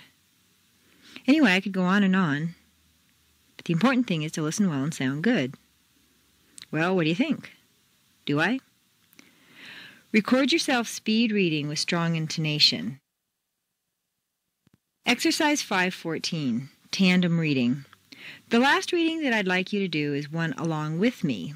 Up to now, I've read first, and you've repeated in the pause that followed. Now, however, I'd like you to read along at exactly the same time that I read, so that we sound like one person reading. Hello, my name is Anne. I'm taking American accent training. Read along with me. Hello, my name is Anne. I'm taking American accent training. There's a lot to learn, but I hope to make it as enjoyable as possible. I should pick up on the American intonation pattern pretty easily, although the only way to get it is to practice all the time. I use the up and down or peaks and valleys intonation more than I used to. I've been paying attention to pitch, too. It's like walking down a staircase. I've been talking to a lot of Americans lately, and they tell me that I'm easier to understand. Anyway, I could go on, but the important thing is to listen well and sound good. Well, what do you think? Do I? Voice quality. In the next chapter, we'll be working on a sound that's produced deep in the throat, the American R. In Chapter 3, we studied 2 tense vowels, a and ah, and the completely neutral schwa, The ah sound has a tendency to sound a little nasal all on its own, and when other vowels are nasalized as well, it puts your whole voice in the wrong place. This is an opportune moment, then, to go into the quality of your voice. In my observation, when people speak a foreign language, they tense up their throat, so their whole communication style sounds forced, pinched, strained, artificial, or nasal. The foreign speaker's voice is also generally higher pitched than would be considered desirable. To practice the difference between high pitch and lower pitch, work on uh-oh. In addition to pitch, this exercise will let you discover the difference between a tinny nasal sound and a deep, rich, mellifluous basso profundo tone. The tilde is used to indicate a nasal sound. Exercise 515. Shifting your voice position. Pinch your nose closed and say, You should feel a high vibration in your nasal passages as well as in your fingers. Now, continue holding your nose and completely relax your throat. Allow an ah sound to flow from deep in your chest. Ah. There should be no vibration in your nose at all. Go back and forth several times. Ah. Ah. Next, we practice flowing from one position to the other so that you can feel exactly when it changes from a nasal sound to a deep, rich schwa. Remember how it was imitating a man's voice when you were little? Do that. Pinch your nose and repeat after me.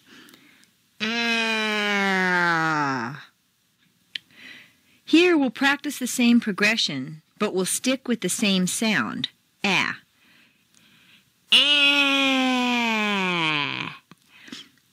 As you'll see in Chapter 12, there are 3 nasal consonants, M, N, and NG. These have non-nasal counterparts, M, B, N, D, N, G. We're going to practice totally denasalizing your voice for a moment, which means turning the nasals into the other consonants. We'll read the same sentence 3 times. The first will be quite nasal. The second will sound like you have a cold. The third will have appropriate nasal consonants but denasalized vowels. Repeat after me. Mary might need money. Barry might need buddy. Mary might need money. Now that you've moved your voice out of your nose and down into your diaphragm, let's apply it. A lot of long, hot walks in the garden. John was not sorry when the boss called off the walks in the garden. Obviously, to him, it was awfully hot, and the walks were far too long. He had not thought that walking would have caught on the way it did, and he fought the policy from the onset. Chapter 6. The American R. American English today, although continually changing, is made up of the sounds of the various people who've come to settle here from many countries. All of them have put in their linguistic 2 cents, the end result being that the easiest way to pronounce things has almost always been adopted as the most American. R is an exception, along with L and the sounds of A and th, and is one of the most troublesome sounds for people to acquire. Not only is it difficult for adults learning the language, but also for American children, who pronounce it like a W, or skip over it altogether and only pick it up after they've learned all the other sounds. Exercise 6-1. R location practice. Repeat after me. G, gur, Greek, green, grass, grow, crow, core, cork, coral, cur, curl, girl, gorilla, her, erg, error, mirror, whir, war, gore, wrong, ringer, church, pearl. While you're perfecting your R, you might want to rush to it, and in doing so neglect the preceding vowel. There are certain vowels that you can neglect, but there are others that demand their full sound. We're going to practice the ones that require you to keep that clear sound before you add an R. Exercise 6-2. Double vowel sounds with R. Refer to the subsequent lists of sounds and words as you work through each of the directions that follow them. Repeat each sound, first the vowel and then the and each word in columns 1 to 3. We'll read all the way across. A, ha, erd, hard. E, he, here. E, she, share. O, mo, more.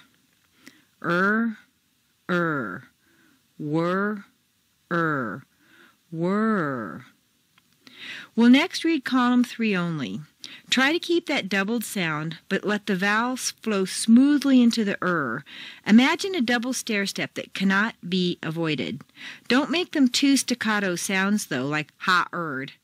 Instead, follow them smoothly over the double stair-step. Hard. Ready? Hard. Here. Share. More. Were.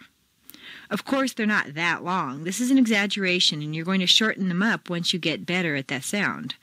When you say the first one, hard, to get your jaw open for the ha, imagine that you're getting ready to bite into an apple. Ha. Then for the sound, you'd bite into it. Hard. Hard. Pause the CD to practice 5 times on your own. Exercise 6-3. How to pronounce troublesome R's. The following 7 R sounds, which are represented by the 10 words, give people a lot of trouble, so we're going to work with them and make them easy for you. 1. Were. 2. Word. 3. Whirl. 4. World. 5. War. 6. Whorl. 7. Where. The following words are typical in that they're spelled one way and pronounced in another way. The R combination frequently sounds like as in embarrass. This sound is particularly clear on the West Coast. On the East Coast, you may hear embarrass. Exercise 6-4, Spignev's Epsilon List. Repeat after me. Embarrass, vocabulary, parent, parallel, paragraph, para, parrot, apparent, parish, Paris, area, aware, compare, imaginary, stationary, care, carry, carriage, marriage, maritime, barrier, baritone, barons, library, character, Karen, Harry, Mary, Larry, Sarah, narrate, guarantee, larynx, laryngitis, necessary, itinerary, said, says, transparency, dictionary, many, any. Exercise 6-5, R combinations. Don't think about spelling here. Just pronounce each column of words as the heading indicates. Earn, hurt, heard, pert, word, a word, work, first, firm, rather, murky, spur, sure, churn, gird, cur, turtle, dirt, stir, sir, burn, art, heart, hard, part, far, farm, cathartic, mar, spar, sharp, char, guard, car, tar, dark, star, sorry, barn, air, hair, haired, pair, wear, aware, where, fair, fairy, there, mare, spare, share, chair, scared, care, tear, dare, stare, Sarah, bear, or, horse, hoard, pour, war, award, warm, for, form, Thor, more, sport, shore, chore, gourd, core, tore, door, store, sore, born.